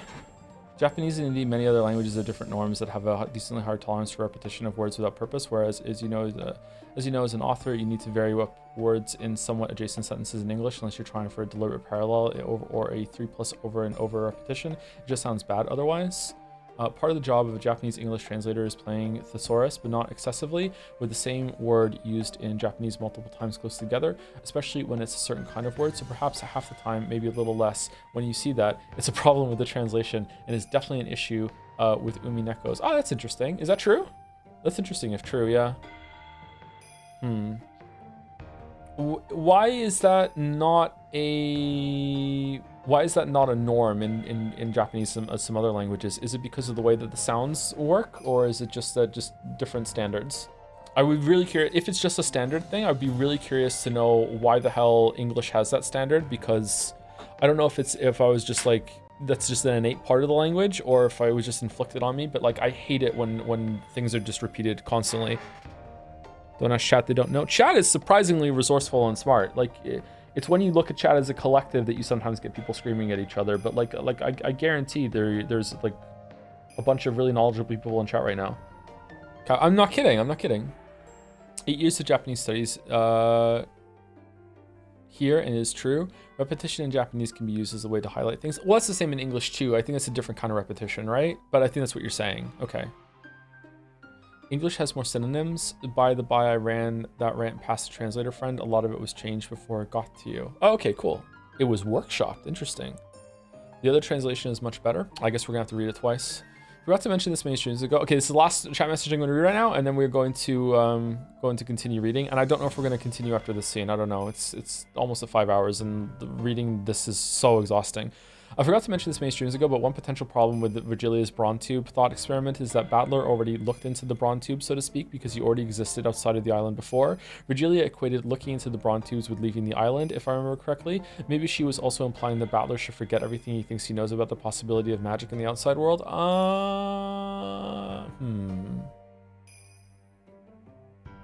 The way you explained that there, I don't remember the exact wording, but that sounds like opening the cat box again to me, like getting outside and then opening it. Because right now you're in the cat box, so it's like a quantum state. No, is quantum the right word? It has to collapse into one uniform reality, and that's the reality that actually goes forward. And that's why she's saying it's fragments. I'm guessing. So it's like until it collapses, is all the different ways that reality can fragment in all different directions.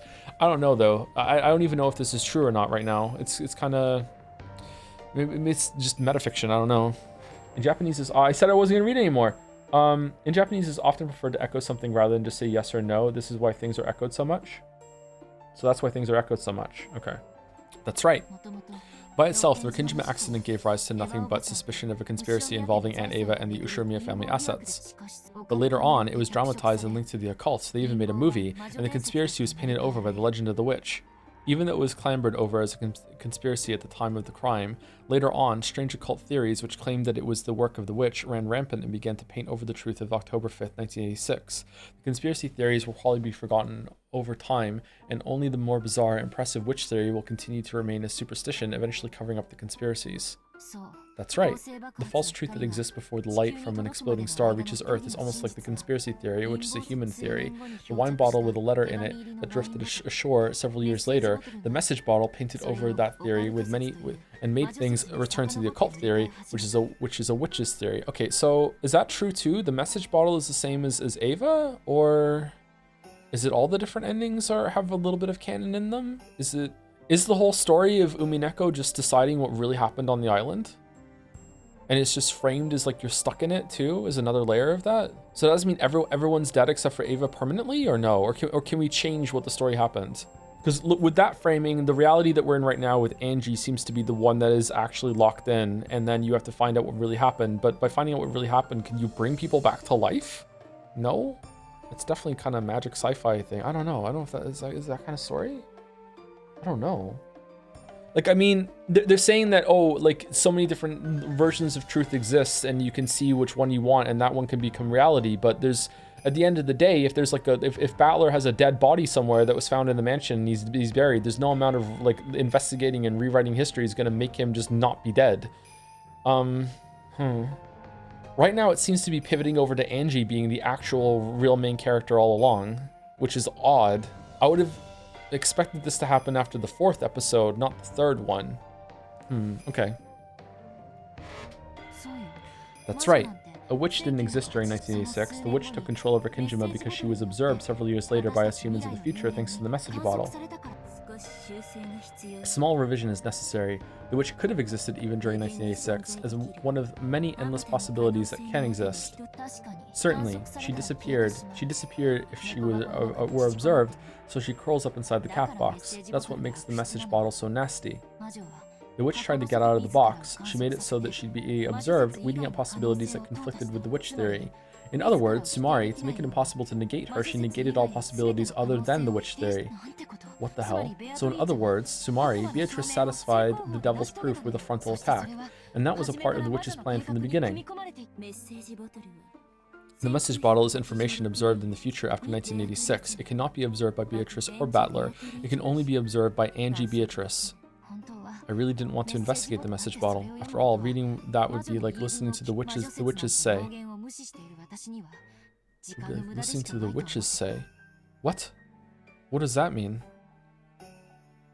That's normal? Is it? That's correct? Is it? Oh, okay. After all, I mean, I would like listen to the witches say. Oh, like have my say? Oh God, I don't know. That seems still awkward to me. I would never write something like that. And you know me, I'm an amazing writer. I would really never write something like that. I don't like that at all. If that's fine, okay, that's okay. But like, that seems super awkward to me. I would rewrite that sentence. I thought the witch theory was just a crazy fantasy, so I thought of it nothing more than a waste of time. But Okunogi-san told me, you can't see things in 3 dimensions with only one eye. You mean that while looking at it from the viewpoint of denying witches, you must also look at it from the viewpoint of accepting witches. That's a correct way of thinking. The number of viewpoints is like a denominator. You can have one viewpoint. If you have one viewpoint, the mystery in the numerator doesn't decrease in the slightest. However, the more your number of viewpoints increases, the more the mystery begins to be divided, sorry, I understand. There was a message bottle that washed up on a neighboring island several years after the crime that passed into the hands of the Delente? I spelt it wrong? Hold on. TT, double T. Dilettante. A person who cultivates an area of interest such as the arts without real commitment or knowledge. Dilettante. I made an appointment with him just in case. I was able to hear Aunt Ava's say from Okanogi-san. Next up is the witches say. Why don't I listen? To Beatrice's say. Maybe it's fine. Maybe it's fine.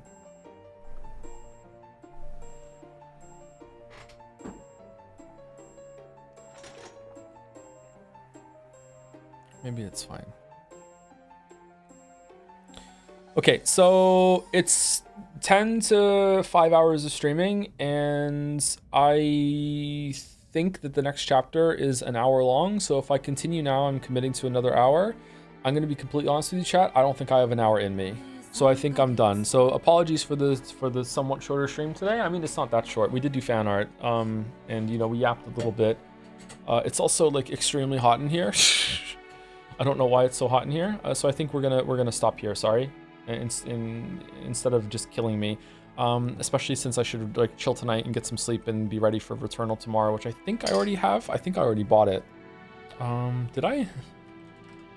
Yeah, I have it, but it's not installed, so I have to uninstall something for it because I'm like tapped on hard drive space right now. Before I go, thank you to Tell Venom for the resub. Umineko on a weekday, what a nightmare. We do Umineko on a weekday every week now. Every Tuesday is Umineko day. Tuesdays and Saturdays. Have you had something to eat? I've had 2 meals today, so I'm doing really well. I might even eat a third one for the first time in fucking like I don't know how long. I usually only eat twice with like a snack or two. Thank you, Yuri was taken for the bits. Rudolph and Nikki, did you see? It seems the monocoin market is going through a bit of an upset. It seems like the monocoin company is now publicly traded and thus decided by the investors. And seemingly those investors are choosing the coin flip should land on edge. Don't you have stakes on that, Nikki? Kraus, oh, thank you for being so considerate, Rudolph-san, but I wouldn't put all my investments into a coin flip. That would be ridiculous. Kraus mentally. My fucking monocoins, no. Okay, let's save it. Let's save it. Are you enjoying this episode? What episode would you say is the best beginning? I am enjoying the episode. I think probably the best beginning is probably going to be episode 3. I think that has the best beginning of them all. I don't know.